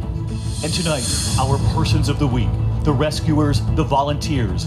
They did not forget the pets. This is ABC World News Tonight with David Muir, reporting tonight from Wilmington, North Carolina. And good evening tonight from Wilmington, North Carolina, where Hurricane Florence slammed into this state, making landfall today and carving a deadly path. Here in Wilmington at the airport, not far from where we're standing right here, wind gusts reaching 105 miles per hour at one point, not seen since Hurricane Helene in 1958. And when you have a hurricane of this size and this scope, this is what you see in its wake. Our drone flying over one of the neighborhoods not far from here. Homes damaged, trees down everywhere. It's really everywhere you look. And authorities want everyone to know tonight this storm is still churning. This satellite, from the moment it made landfall, the governor just telling me moments ago they are extremely concerned over the flooding to come. This storm and its tropical storm force winds are still nearly 300 miles across at this hour. This hurricane has been terrifying for so many here. The city of New Bern, north of here, trapped between two rivers. The flooding was almost immediate. Before the sun even came up, hundreds trapped in their homes with fast rising water. We were embedded with the rescue teams there, racing to get to them, and you'll see what we witnessed. And here in Wilmington, the heartbreaking discovery tonight. We were on the scene of prayer as a mother and her infant were discovered in a home. They did not survive when a tree came crashing down. Tonight, this massive storm is still at it, millions still in the path. And we begin with ABC's Gio Benitez in New Bern tonight, where water was rising so fast those families were trapped. Rescues still underway tonight. Florence raging ashore before dawn. Hurricane force winds turning debris into projectiles, driving rain, flooding streets, and in New Bern, North Carolina, a 10-foot storm surge submerging cars and trapping hundreds in their homes. Call after call for help. It's starting to get deep out, folks. Jay Schreiber with his wife shooting this video from the second floor. I would say it's probably 12 feet up from normal. A lot of debris out there, some heavy things that shouldn't be this close to buildings. People all night long have been in attics and roofs asking for help, and with the resources we had, we got them out there. We are calling for more resources. Hundreds rescued. The National Guard saving this family, helping them into high water vehicles. This is the real deal here. Our team with the elite urban search and rescue team, New York Task Force 1. Members of the NYPD and the FDNY going door to door to help. We've done the first section. Navigating dangerous currents to find trapped residents. When you can help your fellow man, when you can get out there and do what you're trained to do, that's a great day. Everyday Americans rushing in to help too. We found volunteer rescuers with a boat in tow, not letting a roadblock get in the way. But look at this, those rescuers are right now trying to cut this tree up so they could clear the road and get to New Bern. They weren't giving up. I mean, you guys wasted no time right away. As soon as we pulled up, we jumped out and started cutting. The destruction here, incredible. Ceilings caved in, windows blown out, trees down everywhere. And David, we can't even keep driving because the water just keeps rising. Take a look right there. That truck is just underwater. And right next to us, we have the massive Neuse River. There's just so much water here that river just can't drain it. So it's a recipe for disaster, David. Gio Benitez tonight leading us off. Gio, thank you. And here in Wilmington, the discovery as we drove through neighborhoods today. So much destruction, those trees down, and in one case, a heartbreaking discovery. The frantic effort underway tonight to rescue those in the path of Florence. First responders out at daybreak after the hurricane first began battering the coast. Here in Wilmington, neighbors holding one another after a massive tree came crashing down on a young family's home. Firefighters were in a race to try to rescue the three trapped inside. A mother and her infant did not survive. They struggled to get the father out, managing to free him. He was rushed to the hospital. The fire chief describing to us on the scene how they had to cut through the tree to get to the family. These firefighters were out here in the height of this storm working this rescue basically and very, very difficult. Firefighters and first responders outside the home kneeling in prayer amid the horror they had discovered. It all began in the early morning hours, hurricane force winds as Florence slammed into the coast, making landfall as we were on the air. The eye of Hurricane Florence is expected right here in Wilmington imminently. In fact, the eye wall has already made landfall. It's moving inland. You can see the winds are just ferocious right now. Wind gusts reported up to 97 miles per hour right on the coast. Wind gusts at the Wilmington International Airport reaching 105 miles per hour, the highest recorded gust since Hurricane Helene in 1958. Look at the sheer amount of water already arriving, and the eye of Florence isn't even here yet. What they're most concerned about is the rain. It's expected up to 40 inches of rain. Police cars on the roads pounded by those heavy winds and rain, winds chewing up this gas station, the roof collapsing, then carried away by the winds. The storm surge as high as 10 feet in some places. This boat battered and dropped on land. Streets blocked, trees down, trapping hundreds of residents in high water. And it all happened very quickly. From the highway in Wilmington, the view of the shopping center in the distance, the lights flickering, then off. Across town, this parking lot suddenly in total darkness. Look at this. Look how high this is now. It's twice as deep as it was 10 minutes ago. Walt Creighton has been stranded in a home surrounded by water. They've been relying on a generator. That's now in danger because of the rising waters. We're about to have to kill the generator. It's about to be underwater. Look at this. And it's a generator that was blamed for a death in Kinston. As a resident was trying to plug their generator in, he was electrocuted. In Pender County, a woman dying of a heart attack. Emergency crews were unable to get to her because of downed trees. Tonight here, the damage is vast and widespread. Part of the roof being ripped off this retirement home in Wilmington, this auto repair shop, and the cars crushed. So many lives affected, and those firefighters and an entire community praying tonight after learning of that young mother and baby lost. Very sad and difficult scene today, not far from where we're broadcasting here tonight, and there are very real worries going into this evening. Flash flooding, possible tornadoes, and North Carolina Governor Roy Cooper telling me just moments ago what he's most worried about going into this Friday night. Governor Cooper, thanks for joining us. I know you have a lot on your plate, and there are still significant concerns ahead as nightfall approaches. You're dealing with possible flash flooding and possible tornadoes as we go into the night? Our main worry is water and flooding. You know, with every inch of rain, our rivers rise, and we'll see significant flooding on into next week. Could be of historic proportions. Governor Cooper, what would you like to say to so many people who I'm sure are nervous about their property? They just want to get back to check on what survived and what didn't as we head into these evening hours? There's a great temptation to want to go back east and to view your property. Do not go. Stay in place. People are still being rescued in coastal North Carolina. I'm telling people to stay where you are. Don't go back until you get the all clear. Well, Governor, we thank you for your time. We know you're extremely busy tonight, and we just want to applaud the emergency teams across your state and really all the volunteers we've met. It's been really something to witness here. Thank you, Governor. Thanks a lot, David. We appreciate it. North Carolina's Governor Roy Cooper tonight. Our thanks to the governor. Let's get right to Chief Meteorologist Ginger Z. Ginger, you heard what the governor said there. The storm's still obviously very dangerous tonight, but the governor is very worried about the flooding still to come. He's right to be worried, David. That is absolutely the truth. You know, there's a place just north and east of here that's already had close to 20 inches of rain, and that is going to go upwards of 30 and even 40 inches.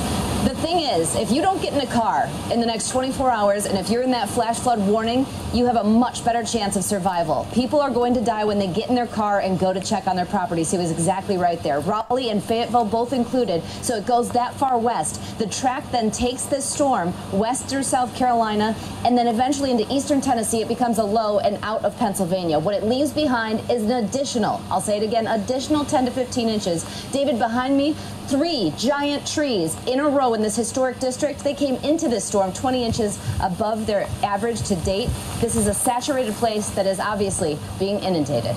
David?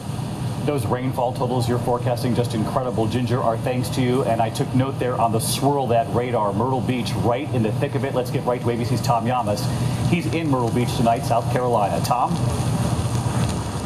David, good evening to you. Florence is pounding the South Carolina coast right now, and the winds are shifting right now. All the wind is blowing the water from the ocean up into this land up here. They're waiting for a 2 to 4 foot storm surge. What they're really worried about, historic and catastrophic flooding that could take over 2 to 3 days. Just west of us, 5 rivers meet together. They possibly could all crest at record levels. David, back to you. Tom Yamas in Myrtle Beach tonight. Tom, our thanks to you and to our entire team covering this hurricane, and we're going to have much more later in this broadcast. But in the meantime tonight, we do move on to the other developing stories this Friday evening.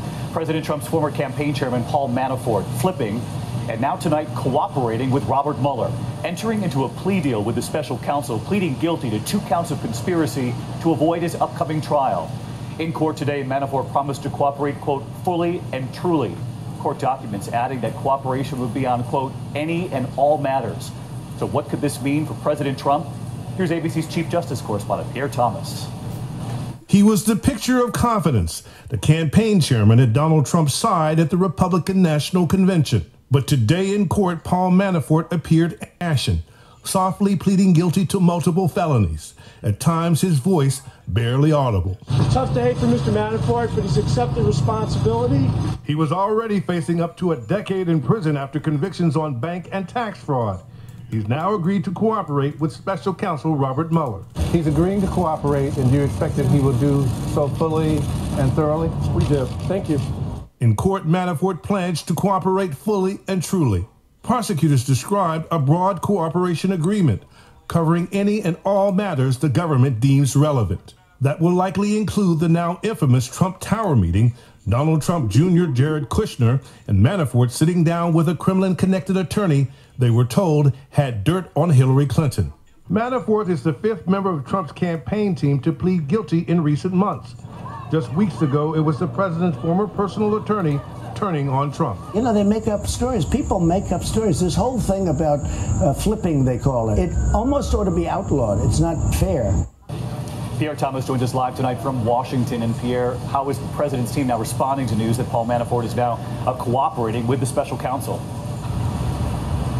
David, we have a statement from Trump's attorney, Rudy Giuliani. He says, quote, once again, an investigation has concluded with a plea having nothing to do with President Trump or the Trump campaign. The reason? The president did nothing wrong, and Paul Manafort will tell the truth. David? Pierre Thomas tonight. Pierre, our thanks to you. And next year this evening, that state of emergency in Massachusetts tonight, the deadly chain reaction gas explosions.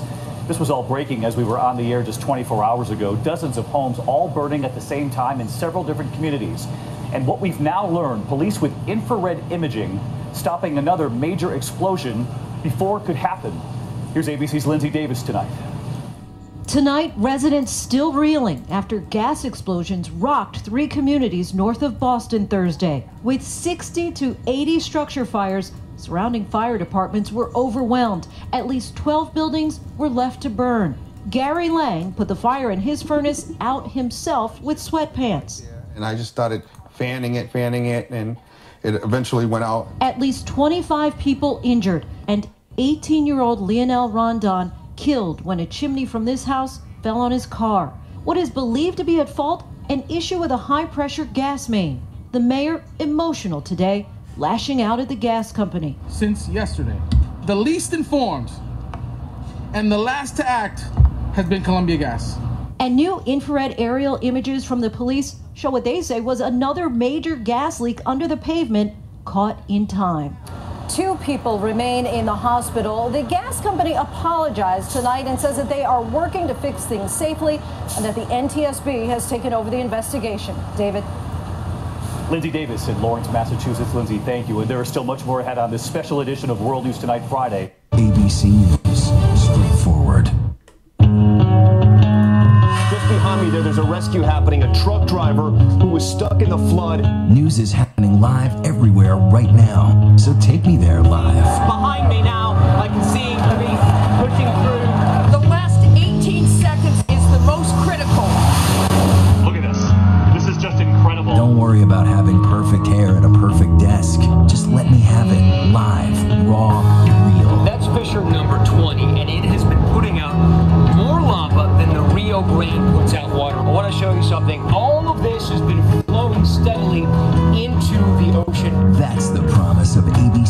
Live. So when the biggest stories are playing out live, you're right there. These streets were almost overrun by Houthi rebels, and if you look, you can see the intensity of the battle. We're on the South Korean side, but where that gravel lands and the sand begins, that's North Korea. The groundbreaking exclusives. You trust him? I do trust him, yeah. I think he trusts me, and I trust him. Remarkable access, stunning visuals, unmatched, straightforward reporting. From around the country to all across the planet. Breaking news live. There's an active shooter situation in South Florida. From the scene. This is the 101 freeway right now near Lacus City. Look at those massive flames. Taking the audience with you. Go there with ABC News Live. We are here at the royal wedding. And here they come, right here. Around us. It's just like out of a movie. See it, feel it, understand it, connect to it. Your babies are safe. And you're safe. I'll be okay. ABC News Live. The possibilities are limitless. The new GoodMorningAmerica.com. It is so good. Hello. It has everything right there. Ooh. Can I get an amen? It's with me all day.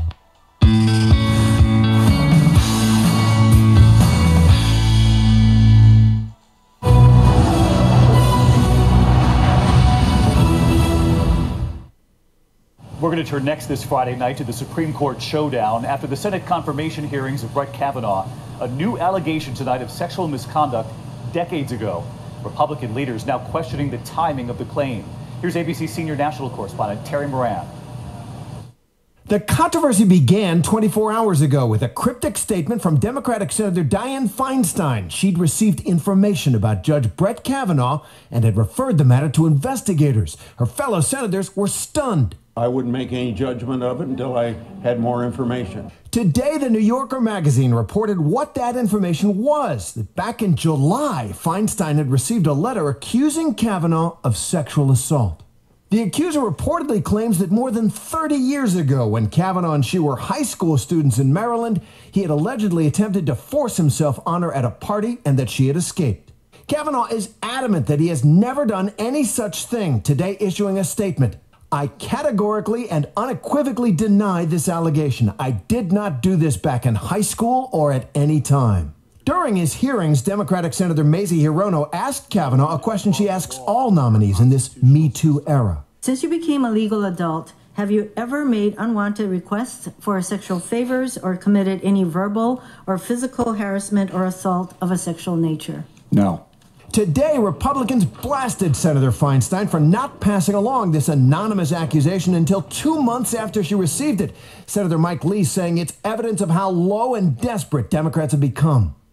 Senator Feinstein says she kept the accusation secret for so long to protect the victim, who asked that her name not be used. But there were so many rumors swirling around Capitol Hill, media inquiries, and her own Democratic colleagues forced her to go public. David? Terry Moran tonight. Terry, thank you. ABC News, straightforward. No doubt we live in turbulent times. President Trump meeting face-to-face with one of the world's most brutal dictators, Kim Jong-un. You trust him? I do trust him, yeah. I think he trusts me, and I trust him. And with so much at stake, constant strikes by the U.S.-led coalition. They're sitting across from the suspects, and apparently they have no idea who he is. We're on the South Korean side, that's North Korea. So much on the line. There's an active shooter situation in South Florida. Hurricane Maria causing mass devastation. Being there, connecting with Americans, being straightforward, getting to the facts, getting to the heart of the story. It is the ABC News way.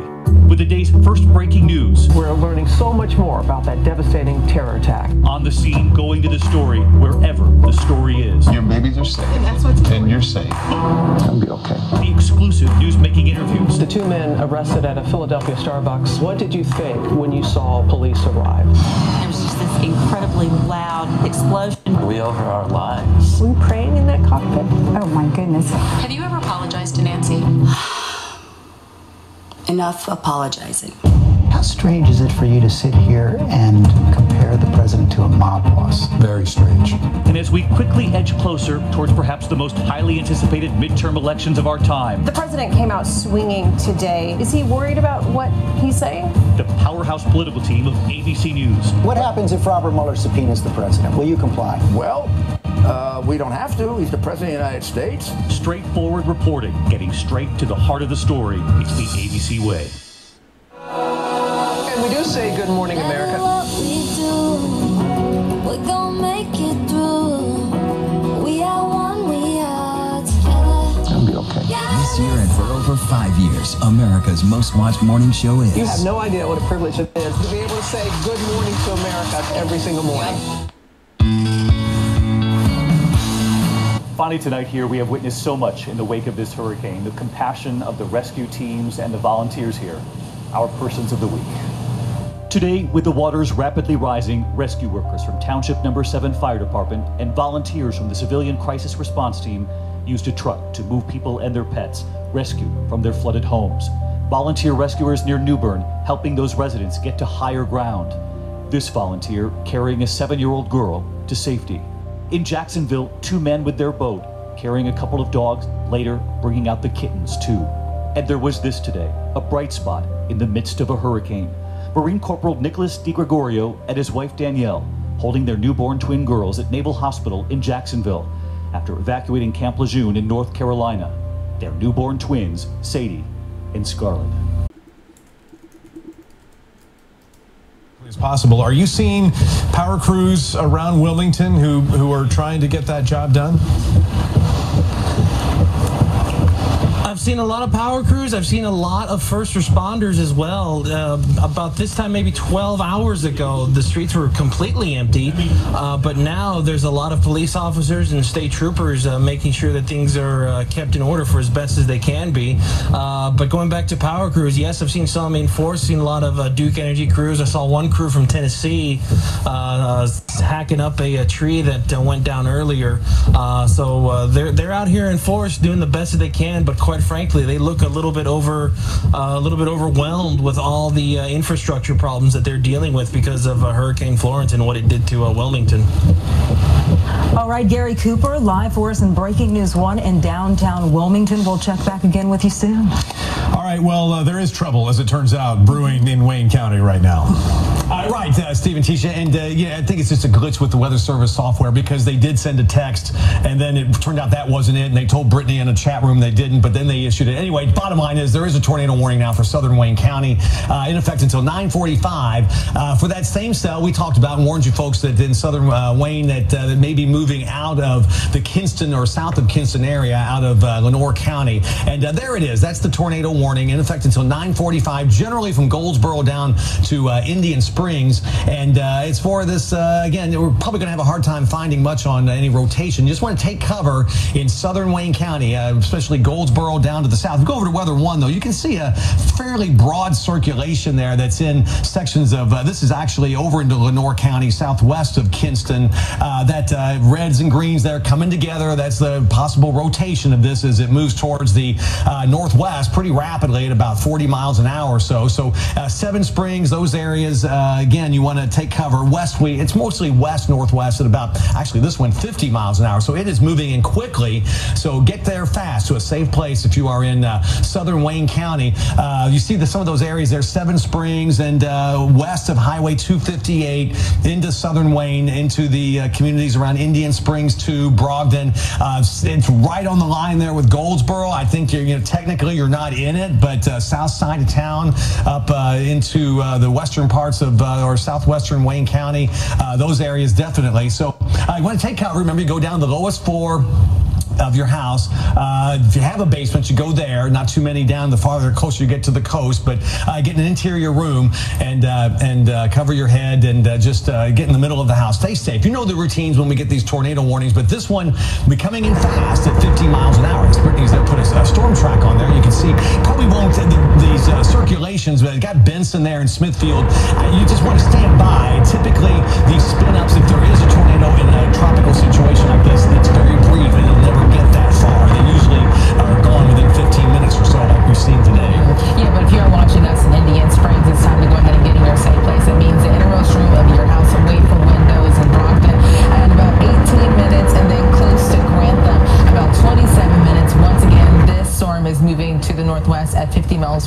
So pretty fast. So let's get a little bit closer into this. So if you're watching us in Mount Olive, pay attention, Indian Springs and Brockton, even in Goldsboro. Here's a look at that rotation. It is very close to Seven Springs. So Seven Springs, the most dangerous part of this storm. This is only about 5 minutes away from you. Let's get a closer look at some of those streets. So looking at Moss Hill, Highway 55 near Liddell, that is crossing right along Highway 55. That is moving towards Seven Springs. So you guys are pretty much right up next when it comes to this storm. So this is where we're seeing that rotation, the green going towards radar, the red going away. So pretty a strong signature. Actually, Chris, look at this latest scan. Right. Actually, a tad bit stronger for this latest scan. So if you are watching us in Seven Springs, Indian Springs, it is time to get in your safe place. This is a pretty decent, strong signature that we've seen, that the red and green is fairly close together. No reports yet of a touchdown, but looking at the rotation definitely as that moves towards Seven Springs. So once again, if you are just now joining us, we do have that tornado warning that is in effect for Wayne County. And Chris, how that's in effect until 9:45. Yeah, so we got another 20 minutes. And you're right, Brittany. We saw this today too, and Don and Steve were here earlier when they were here around midday. These fairly good signatures on the radar, but it turns out, fortunately, nothing happened, and that hopefully is the case here. But when you see a signature like that with those, what we call it a couplet, but it's just the colors coming together, that's a pretty good sign that at least some rotation aloft, and you want to make sure that you're in a safe place. And just in case that tornado is on the ground, you're not going to be able to really see it. We've got gusty winds, or hear it even. In this case, the winds are gusty, the rain's coming down, so it's tough for these for you to take a lot of action based on any visuals or audio of hearing it, because we're in the middle of a tropical storm basically, and the direction is unusual too. In the springtime, you'd never have a tornado coming at you from the southeast to the northwest. Around here, it's the southwest or the northeast typically, but these spiraling bands off of Florence coming in off the ocean not only have torrential rain, but there's enough wind shear aloft that can set off these potential little tornadoes that are typically in a tropical system very brief and very weak, but even a weak tornado can do quite a bit of damage. And there you see again, Brittany's drawn there, generally south of right along Highway 903, south of Highway 55 there, right on the Wayne and Lenore County line. So it's moving quickly, and it's probably getting into Wayne County. The shower, not necessarily a tornado, no confirmation there's one on the ground. Yes, and this is moving around 50 miles per hour so far.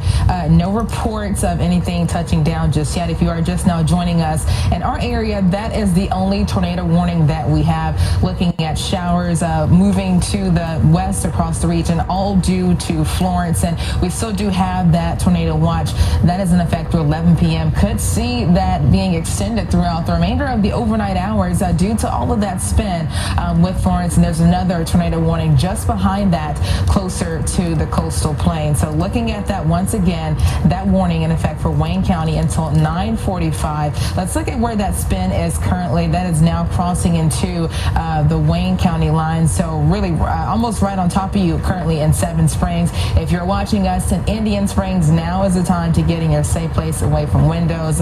Also heads up in Brockton. I'm going to put another storm track on this just so you guys can know where this is going, because that's pretty much the most important thing right now, is where it is right now and where is that heading. That is moving pretty quickly to the northwest around 50 miles per hour. So the spots that are in that polygon, Indian Springs about 6 minutes away from you, 13 minutes in Brogdon, and Grantham around 21 minutes. Now if you live in Four Oaks and Dunn, you are outside of that warning, but just pay close attention to this. If that gets extended, that could impact your area, but that really hasn't been the trend. Most of these tornadoes, Chris, today have been short-lived. We haven't had any reports of any downs or damage, but there have been a few to some funnel clouds here and there, but no reports of any touchdowns so far. And the bad news is that folks in Wayne County are going through a lot right now because of the flooding. Power's out. A lot of people may not be getting these warnings, and hopefully they are, just in case there is a tornado on the ground. But you know, this Wayne County is just a terrible situation there now. Let's go back over to Weather 3, and you see there's the tornado watch, Southern Wayne County tornado warning there. Flash flood warnings are up for many counties there. You see in red right now. from the Triangle down to Fayetteville. Fayetteville, you've gotten off fairly easily today. Your rainfall amounts, I say that, and I don't mean that because it has been a tough day, but the rainfall amounts in most of Cumberland County have not been that extreme as they have been, say, towards Wayne County, but you've had near hurricane force wind gusts, which has been a real problem. But there you go with that tornado warning into southern Wayne right now, and that is moving towards the northwest at about 50 miles an hour. Around the Triangle, just a moderate to occasionally heavy rain that's tracking westward rapidly. You get a break, then it rains hard and the winds gust. But notice how hard this rain is, besides the implications or the potential for a tornado in southern Wayne County that stretches down into the coastal areas all the way down to the Crystal Coast. That's all those bands. That's a band of intense rainfall wrapping around what's now Tropical Storm Florence. The rainfall rates in some of those bands, in that band, in some areas is 2 to 3 inches per hour, which just obviously causes huge amounts of flash flooding potential. These are some of the rainfall amounts that we've had around the Triangle. 1 to 3 inches, generally been 1 to 2, but there were some isolated amounts up to 3. And there you see in Wayne County, you have borne the brunt of this through the day with up to 12 inches of rain Doppler estimates, and now you've got a tornado warning there in southern Wayne. But you see what I mean there in Cumberland County, you've missed out on some of the heaviest bands through the day. There's still been some heavy rain and some flooding issues, and the winds gusting, causing trees to come down and power outages, but the rainfall amounts have been generally 1 to 3 inches. And there you see the bullseye of intense rain on the Crystal Coast up towards New Bern, anywhere from 13 to 18 or so inches of rainfall. And we do have a report we got up to 20. The state record for a amount of rain in a tropical storm or hurricane is 24 inches, and that's about to get smashed because we've got a long way to go. And there you see around Wilmington too.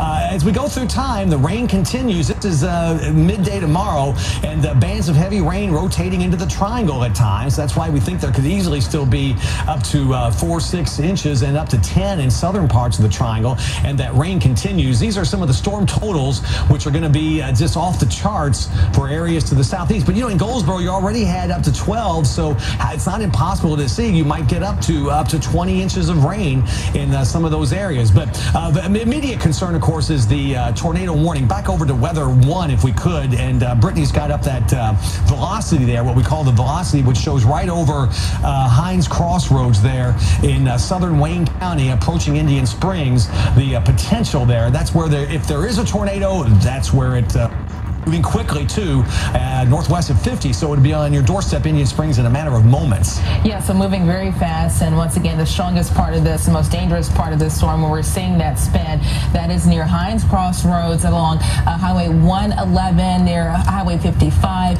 passing just to the west of Seven Springs. I'll put up that track once again. So really, Indian Springs, you only have about a minute, so you need to get in your safe place, the innermost room of your house. Also, I do want to say, I know a lot of people are without power. If you have a friend that lives in Wayne County, tell them, hey, if your cell phone is still charged, you can text them and they can watch our tornado coverage on their phone, so they can see where this is going on their phone. Now, that's going to arrive to Brockton in 9 minutes, 17 minutes towards Grantham. Now, Smithfield and Dunn, you all are outside of this tornado warning, but still, if you do live in Smithfield and Dunn, pay close attention to this. So once again, if you do know you have a friend or a family member that lives in Wayne County and they are without power, they can also look at that live stream of this tornado coverage on our Facebook page at abc11.com. So this is moving very quickly to the northwest, still looking at a somewhat strong signature, not as strong as the last few scans, but that red and green is still very close together. I'm just going to circle that. That is near you right now in Indian Springs. So you are in that danger zone at this point. You need to get in the innermost room of your house. That is tracking towards Brockton. You are next on the list if this rotation holds. So far, looking at the National Weather Service, not seeing any reports of any damage just yet. So just looking at reports of rain so far, but when it comes to this tornado warning, no reports of damage. But Chris, if you do agree, that has been somewhat one of the stronger signatures we've seen so far. Yeah, even one than we saw earlier up in parts of Person County. Brittany, you're right. right. Yeah, so definitely want to take it seriously. Got another 10 minutes on that warning. We'll know if the Weather Service extends it potentially farther into Wayne County or even potentially into Johnston County, because you would be next in line, maybe even northern Sampson County. Go back over to Weather 3. Got another 10 minutes on there you see on a little more clear scale where the warning is. If you're right on the extreme eastern side there, it's probably moved on by you there. But the southern half of Wayne County, just south of Goldsboro, that tornado warning in effect until 8:45. Mount Olive, Indian Springs, Brogdon, as Brittany mentioned, under the gun with that warning that'll be in effect for the next 10 minutes. You see then on the other wider view, those are all flash flood warnings that are in effect for just about all of the region from the triangle southward. It's not that there's flash flooding everywhere in those spots, but certainly there have been reports of flash flooding in all of those areas, or many of those areas, through the course of the day and into the night. And it's just going to continue as we go through the next several days, at least through tomorrow and part of Sunday, as this storm just won't get out of here. It's going to continue to hamper the region with heavy rain. The winds will start to diminish, but that's going to be that's going to be still issues with the rain. It does appear that the rain rates have decreased just a bit in the last little bit around here, but still we are by far not out of the woods with this storm system. You can see over southern Wayne County, even if you're not getting a tornado, where you see that red, that is intense rainfall around Brogdon and those areas. We'll show you what we mean with some of the rainfall rates, the amount of rain, how fast it's falling. Check it out here with the rainfall rate, and you see in some of these areas, you get towards Indian Springs, and it's 2.5 inches per hour that the rain is coming down. So it's not necessarily staying in one spot that long, but the intensity of that rain is just incredible. If it keeps training like that, you're going to pile up inch after inch with more rain down to the south and southeast. So you're dealing with all sorts of issues now into Wayne County. Winds are still very gusty, extremely heavy rain, and of course now we have the tornado warning for southern Wayne County, and the signature's still a little broader there. It looks like over on Weather 1, Brittany, you can see, but it's still right on top of Indian Springs right now. Still no reports of a tornado, which is good news. Yeah, no reports yet, but it does make me concerned, especially after you just showed those rainfall totals. There are reports, though, of a lot of water rescues ongoing. So I'm just concerned that this might hamper some of those rescues right now. So a lot happening currently in Wayne County. But here's a closer look at that rotation. Not as strong as the past few scans, but you still can't let your guard down just yet. Here's a really close-up view, a street-level view of where that is right now. That's near Indian Springs Road. That's Arrington Bridge Road, heading towards, let's zoom out just a tad bit, near Eagles Nest Road, Sleepy Creek Drive. If you recognize any of those streets, that rotation is very close to you, so you need to get in your safe place. That is, let's do a little measurement here. That is about 6 miles away from Brogdon, so pay close attention to this. If you're watching us in Goldsboro, that warning is just to the south of you, so that rotation will pass to the south of you in Goldsboro. But if you're watching us in Brogdon, Indian Springs, also in Grantham, we are watching that moving towards you. This is moving to the northwest at 50 miles per hour. That will get close to Brogdon within about 4 minutes, Grantham in about 12 minutes. And then once again, if you're watching us in Smithfield and Dunn, you are outside of that tornado warning, but you just need to be on alert for this as well. And even after, Chris, this warning expires or whatnot, we still have to pay attention behind that, because there's another warning in that same line. Exactly. Go to Weather 3 and you can see that in that band, spiraling band from Florence between Jacksonville and New Bern. That's a tornado warning too. And not that there'll be that rotation then when it gets up all the way into Wayne County, but this intense band has been producing not just extremely heavy rain, but enough of wind shear aloft, and that there are at least reports of the potential for a tornado, with the rotation being seen in these heavy showers. No thunder or lightning like you typically see in the thunderstorms that can produce tornadoes in the spring. You just don't have much thunder or lightning in tropical systems. You get some in a few spots, but it's not very common. Hail is extremely unheard of, actually. So it's not your typical severe weather setup, but some landfalling hurricanes can produce many, many tornadoes. There are reports of, in our history in Texas, one hurricane produced over 100 tornadoes in a matter of a day or two. We've had that to happen with landfalling hurricanes that have produced damaging tornadoes in the past. So far today, that hasn't been the case, but there have been several warnings which started yesterday, and we had several today that we're seeing some pretty good signatures, but fortunately no reports of any damage from or any sightings of any tornadoes either. But still, the next 5-6 minutes, a tornado warning for southern Wayne County, and if that circulation, which is looking more and more broad now, if it does rotation there, if it does hold up or is strong enough for the Weather Service anyway, they may issue a warning for Johnston County, but it doesn't look as tight of a signature as it did earlier as it pushes across southern Wayne. But technically, you're still in that warning, and you've got that very heavy rain there going on. It's just really a terrible night for the folks in Wayne County. So they're going to expire that tornado warning, which means they are going to let it go in 5 minutes. That's a sign that it has weakened, and usually it's a sign when they send out a message that says they're going to expire it.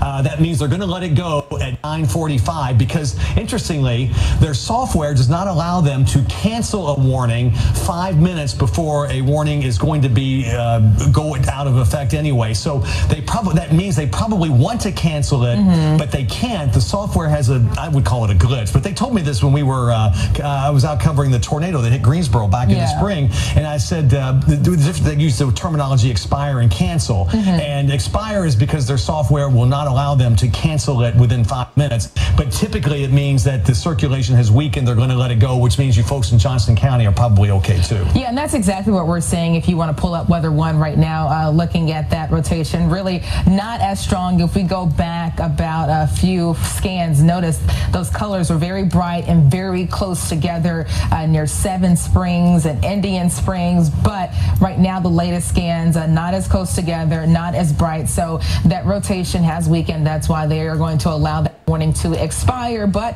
if you're still watching us in Wayne County, the threat is not over for you, especially when it comes to that rainfall. That's also a huge issue. We do still have that flash flood emergency.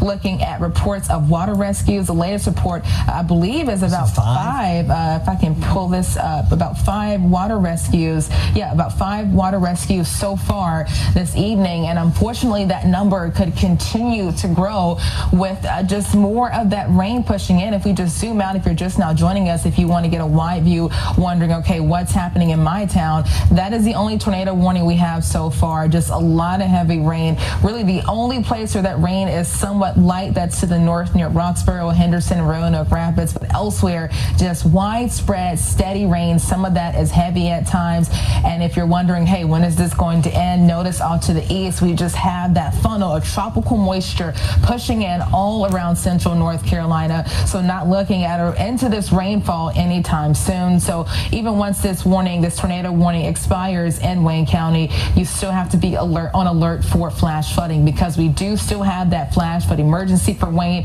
and also southeastern Johnston County. Some very let's look at that report too, just to the east of Smithfield too.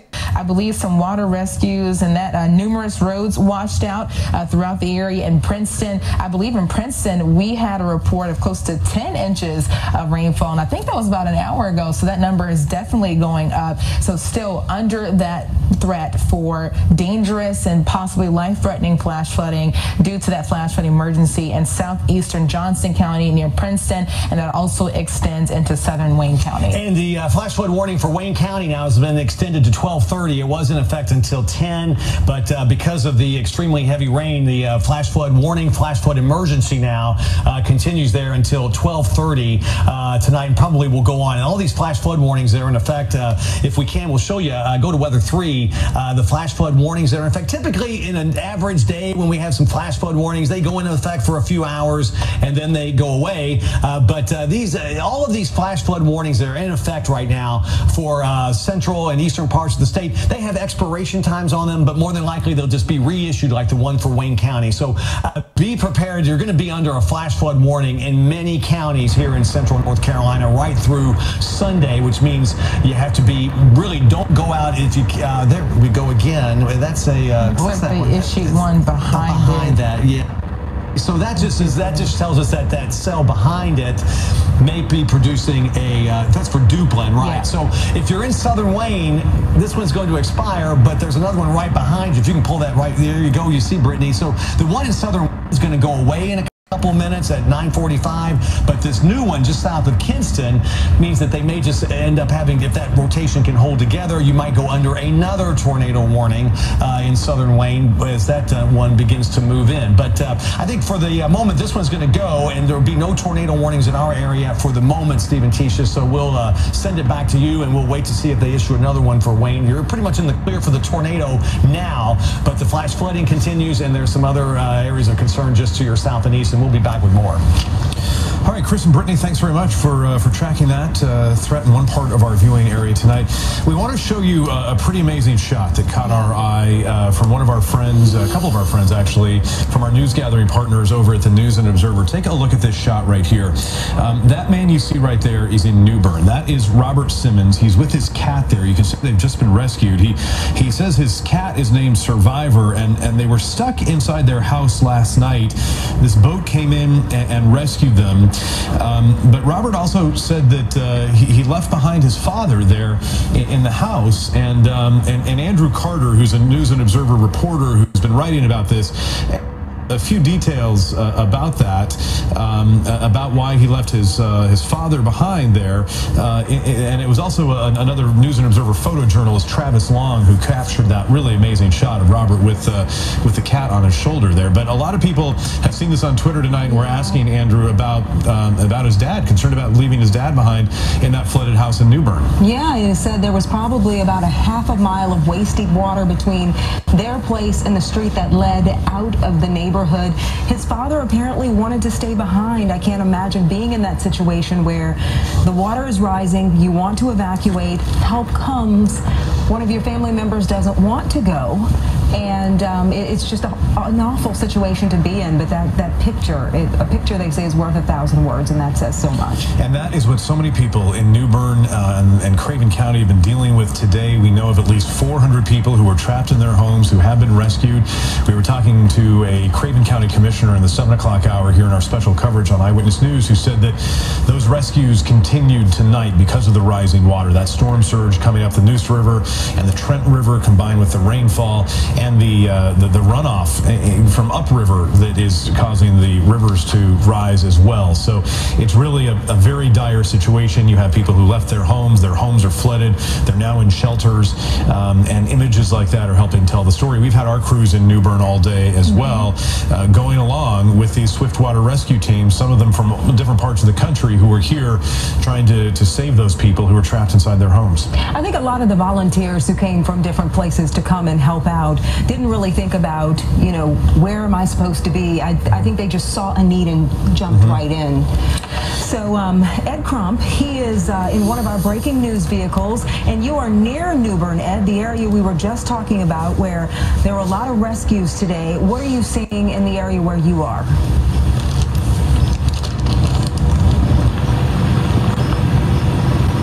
Well, I'll give you a perfect example. We were trying to get to one of those rescues down there in Fairfield Harbor, and we had several routes that I looked on a map app, and I said we got several ways that we can get there, because the map app is showing a lot of blocked roads, but the roads that I saw were not blocked until we drove down them.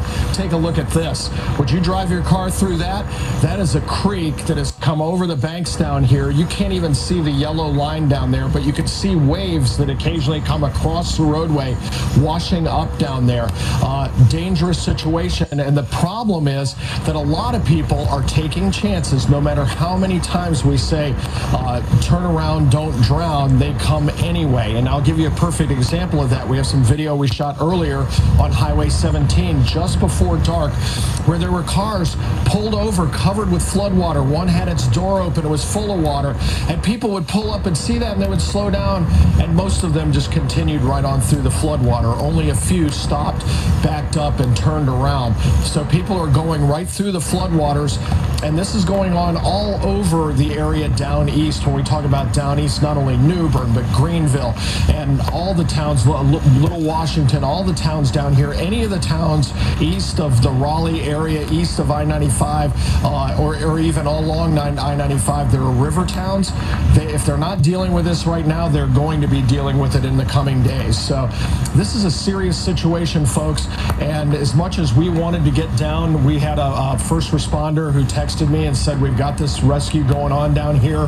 He said, I don't know if you can get there or not from where you're at, because he was with us earlier when we had a rescue tonight.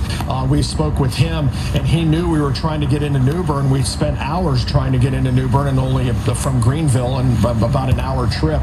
And he said, where are you headed now? We said, well, now that we made it to 17, we're going on down. And he said, I don't think you're going to make it. And he was talking about that video we just showed you, and we decided not to go through that. We decided not to go through this. Steve and Tisha, I looked at the map app. I said, hey, let's go back up here, turn right. We got another road we can go down. I see another way to go. We went about 1.5 miles and hit the same thing. There's just hardly any place to go down here, and people are really stuck in their homes. Like I said earlier in the last hour, that rescue we showed you, the people didn't have floodwater in their house, but they were surrounded by water, and they started panicking and called for help. So people are very concerned. The idea of being stranded and not being able to get out is about as scary as having the floodwater in your home. So we're just going to keep an eye on things here. We're going to keep moving around tonight, and promise you we won't go through anything like this, but when we see it, we'll let you know about it. And we want you guys to stay safe on 17 near New Bern. We will check back with you again later tonight. Thank you so much. Power outage is a big story. Hundreds of thousands of customers without power, approaching 1 million actually right now. We're going to get an update right now on that situation from Duke Energy. Christine Pulley is with us on the phone. And Christine, can you tell us exactly how many people are without power right now? Sure. Right now, we have about 600,000 people that are without power, and that's spread through the Carolinas. Of course, you know, the hardest hit areas are along the coast, with New Hanover County being one of the hardest hit locations in our service territory at the moment. You had a really impressive mobilization of resources here.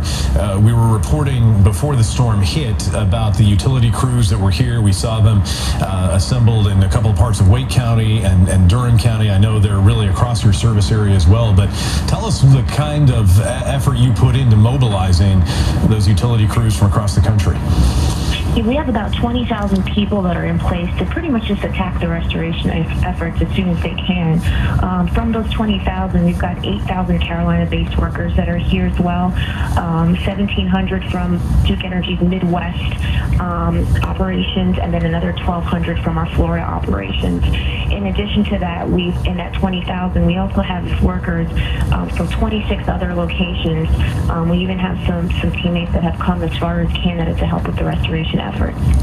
And how is that effort going? Are you able to get into those places where the power is out, or are the weather conditions hampering the effort to try to restore power?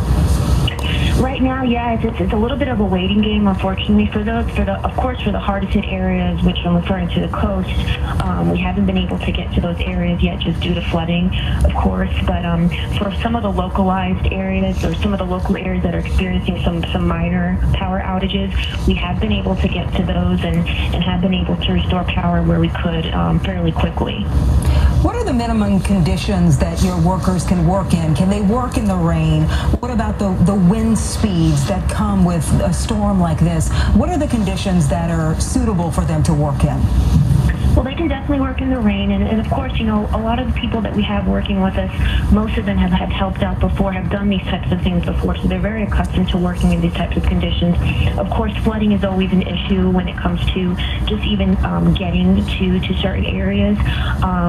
But for example, when you think about the bucket trucks that you may have seen in the areas, they cannot work in winds that are over 30 miles per hour. And that's just really due to the safety and for the safety of our linemen that are really out there.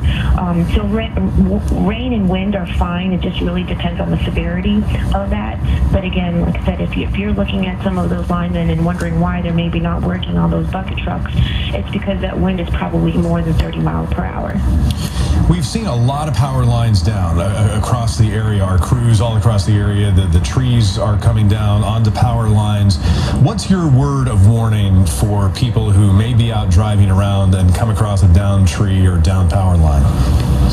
Well, the main thing is to stay away from the line, because the one thing is we don't know if that line is still energized. And, you know, if you see it, go ahead and report it. That's very critical. And that also helps us, of course, assess the situation quickly.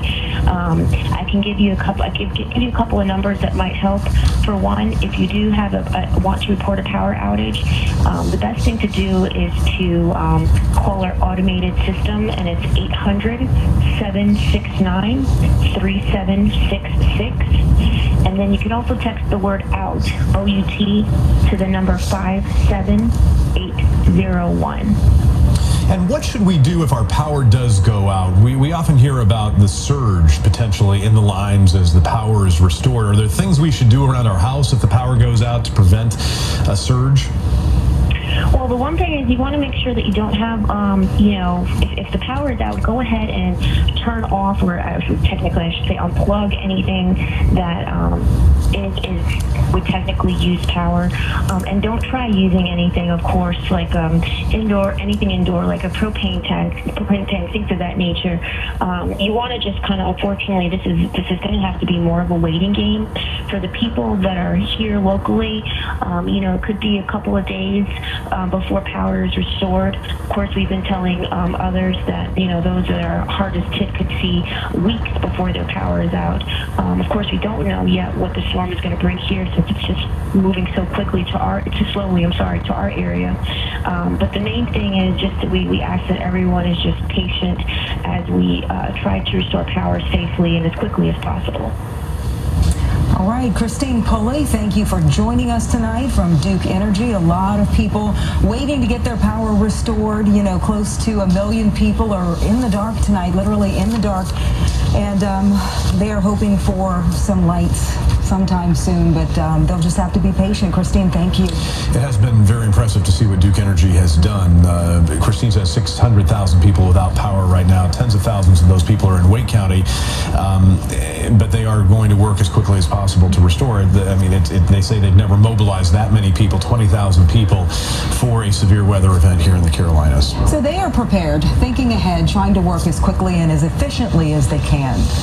Michael Perchik is in Lumberton right now, and we need an update from there because it's one of the areas that was hardest hit during Matthew. They are very concerned about the rising waters there and the flooding that they could see very soon. Michael? Yeah, Tisha, I was just on Facebook Live and explaining to folks here, this is the most consistent band of rain we've seen all day in Lumberton. Maybe not the strongest at this very given moment, but certainly the most consistent we've seen over the past few hours. I'm going to step out of the shot here. You can see this BP sign beginning to sway. That's going to be strong gusts of wind that are making it their way. So now this BP is closed, the windows boarded up.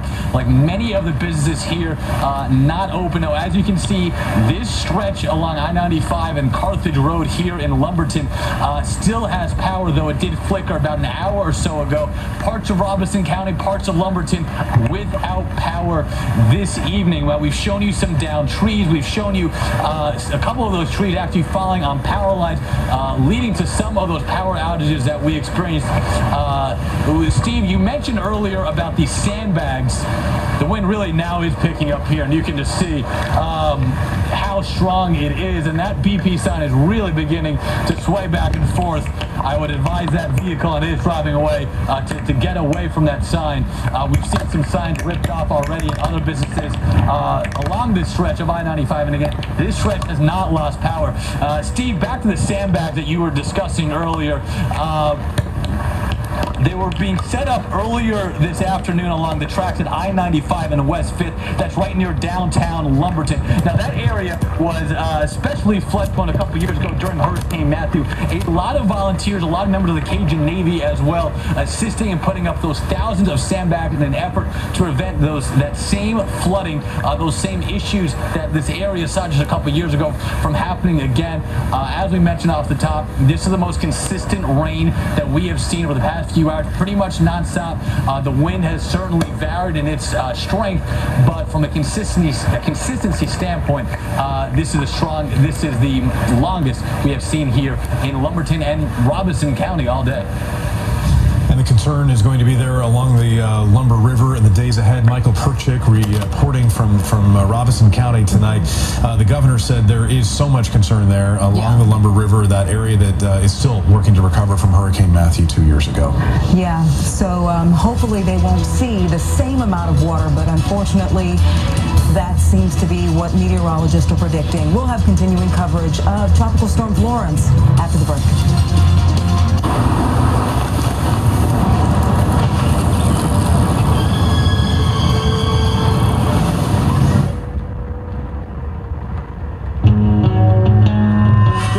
There's a rescue happening. A truck driver who was stuck in the flood. News is happening live everywhere right now, so take me there live. Behind me now, I can see trees pushing through. The last 18 seconds is the most critical. Look at this. This is just incredible. Don't worry about having perfect hair and a perfect desk. Just let me have it live, raw, real. That's Fisher number 20, and it has been putting out more lava than the Rio Grande puts out water. I want to show you something. All of this has been flowing steadily into the ocean. That's the promise of ABC News Live. So when the biggest stories are playing out live, you're right there. These streets were almost overrun by Houthi rebels, and if you look, you can see the intensity of the battle. We're on the South Korean side, but where that gravel ends and the sand begins, that's North Korea. The groundbreaking exclusives. You trust him? I do trust him, yeah. I think he trusts me, and I trust him. Remarkable access, stunning visuals, unmatched, straightforward reporting. From around the country to all across the planet. Breaking news live. There's an active shooter situation in South Florida. From the scene. This is the 101 freeway right now near Lapis. Look at those massive flames. Taking the audience with you. Go there with ABC News Live. We are here at the royal wedding. And here they come, right here. Around us. It's just like out of a movie. See it, feel it, understand it, connect to it. Your baby will say it, and you say it. ABC News Live. The possibilities are limitless. The new GoodMorningAmerica.com. It is so good. Hello. It has everything right there. Ooh. Can I get an amen? It's with me all day.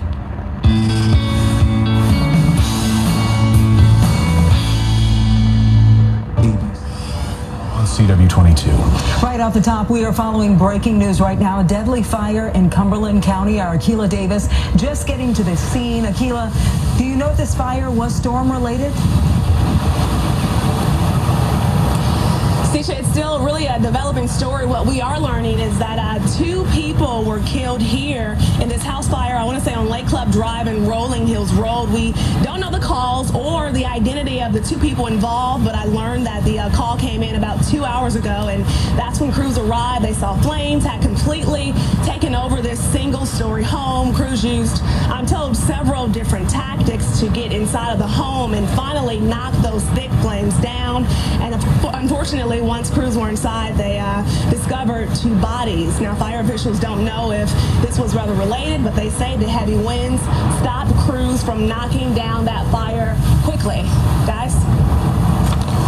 Really a devastating situation there. Still working to sort out the cause where 2 people died in a house fire, and obviously the winds, the very high winds there in Fayetteville, impacting the firefighters and their ability to get the job done. Akila Davis on the scene for us. Akila, thank you.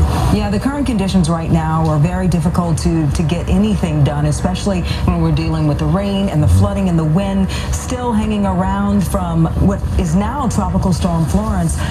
Chris, this is a slow-moving storm, and it's going to continue to cause some problems for us for the next couple of days. Absolutely, and next few hours, things in Wayne County could go downhill even more. Unfortunately, we're watching intense rainfall to the southeast, and it's just not good. We're going to talk about that in a minute. There's a look at the storm again as it makes its way. It's really not making its way anywhere. The tornado watch is up for the coastal plain, and this tornado warning, which is in Lenore County now, that cell may get into southern Wayne once again. You were just under a tornado warning. No reports of any touchdowns there. The biggest issue, not that tornadoes aren't a big issue, but we haven't had any confirmation of any tornadoes despite the several warnings we've had. Going to be this flash flooding, especially along the line from Goldsboro to Fayetteville. Fayetteville's been in decent shape so far, but in Wayne County, parts of Johnston County, it has been a nightmare of an evening. And the problem is now that this band of intense rainfall, which has been 2 to 3 inches per hour, that extends now from southern Wayne and actually goes all the way back down to the Crystal Coast, is going to keep funneling in to these same areas which have already seen up to 12 inches of rain. So we may see by morning some of these areas in Wayne County approaching that 20-inch amount already during the morning hours tomorrow in the next 6 or 7 hours because of these incredible amounts of rain. And that'll get into parts of Johnston County too. There's been some heavy rain around the triangle. You see some moderate rain now, lighter into Durham, and not causing too many flooding issues, but there has been some. And certainly if you don't have to be out, you don't need to be out, don't do it. Southern Wayne County, though, especially just from near Goldsboro to the south, intense rainfall. And in some of those individual cells is when there's been some rotation. That's why that tornado warning in effect. So it wouldn't be out of the question if there's a tornado warning issued again for Southern Wayne. And what's so concerning is that many folks there don't have power now, and to get the word out in case there is a tornado. But you see just around Kinston, intense rainfall rates that stretch all the way back down to the Crystal Coast, and Morehead City in dire shape tonight. 23 inches of rain reported around Morehead City, Carteret County since the storm began. And look at all of the rain that's still coming in. The National Weather Service in Morehead City actually sent out a tweet asking any of the media partners, other weather service partners, to get any word out, to get folks word out because of the trouble they're having with communications, to get out of the area, to get to some sort of safety if they're in flooding danger, because many roads have become impassable in Morehead City. And if you've ever been down there, you know, just like everywhere else along the coast, the road, it's very flat terrain, and with the storm surge issues they had and now the flooding rains, it has been just a nightmare for the people there over the last 24 hours. Same thing for Wilmington, got intense rainfall there coming in again. There's the center of the storm around Myrtle Beach, but in that, on the southwest side of the storm and west side, the rainfall is not nearly as intense. We are on the absolute worst side for this storm in terms of rainfall, in terms of wind, storm surge, and the tornado threat. These are Doppler estimates of the rain, and around the triangle been a manageable 1 to 3 so far. We got power outages, trees down, especially into Wake County in areas, but you see these rainfall amounts. The only bit of good news is that it seems to have been a little bit lighter in southern Wayne where the intense rain is now, but still up to 12 inches of rain already and more on the way, and some of it's going to be intense. The flash flood emergency that's in effect there until 12:30 will likely go into the morning hours. Tough night for the folks there in Goldsboro, and in eastern Johnston County too. You see some of these rainfall amounts of up to 9 inches. So far, Cumberland County faring fairly well in comparison, just several inches of rain, no huge issues. And then here you see Morehead City and these areas. These are just Doppler estimates, and we mentioned this before. The Doppler sometimes in tropical systems underestimates the true amount of rain that's fallen, but this gives us anyway an idea. But we've gotten a report in from the Weather Service there in Morehead City that up to 23 inches of rain has been recorded. It's about to bust the old record of 24. Around the south coast, again, you see Wrightsville Beach and Brunswick County, 15 plus inches of rain. And again, this horrible storm now is approaching Florence, or will be. And but during the day tomorrow, this is 7 a.m., notice this heavy rain that continues across this area, at times getting into the triangle. There could be some serious flooding issues or flash flooding issues in parts of the triangle during the day tomorrow. As we go through tomorrow night, it's still coming down, although I think as the storm begins to move a little bit westward very slowly, it'll ease up for folks around the Crystal Coast and perhaps even Goldsboro too, although there'll still be some rain around, but the axis of heaviest rain begins to shift westward. But because the storm is to our west, as we get into Sunday, still some plumes of showers. This is Sunday afternoon. Look at the heavy rain showers still across the area. It's just an unbelievable scenario. We've never really seen anything quite like this, where we've had such a slow-moving storm just sit over us day after day. And there's that 20-plus inch. I think we really need to take this up into here. It's mainly matter now of nowcasting exactly who gets the 20-plus inches of rain. But catastrophic flooding and then dealing with the river flooding after that is going to be a huge ordeal. The amounts taper off, but still issues of 5 to 10 around the triangle over the course of a couple of days will cause some issues. Wind gusts, the highest today have been 47 at RDU, lighter to the north. That part of the forecast panning out. 64 at Fayetteville, and a report at Fort Bragg at 65. Wind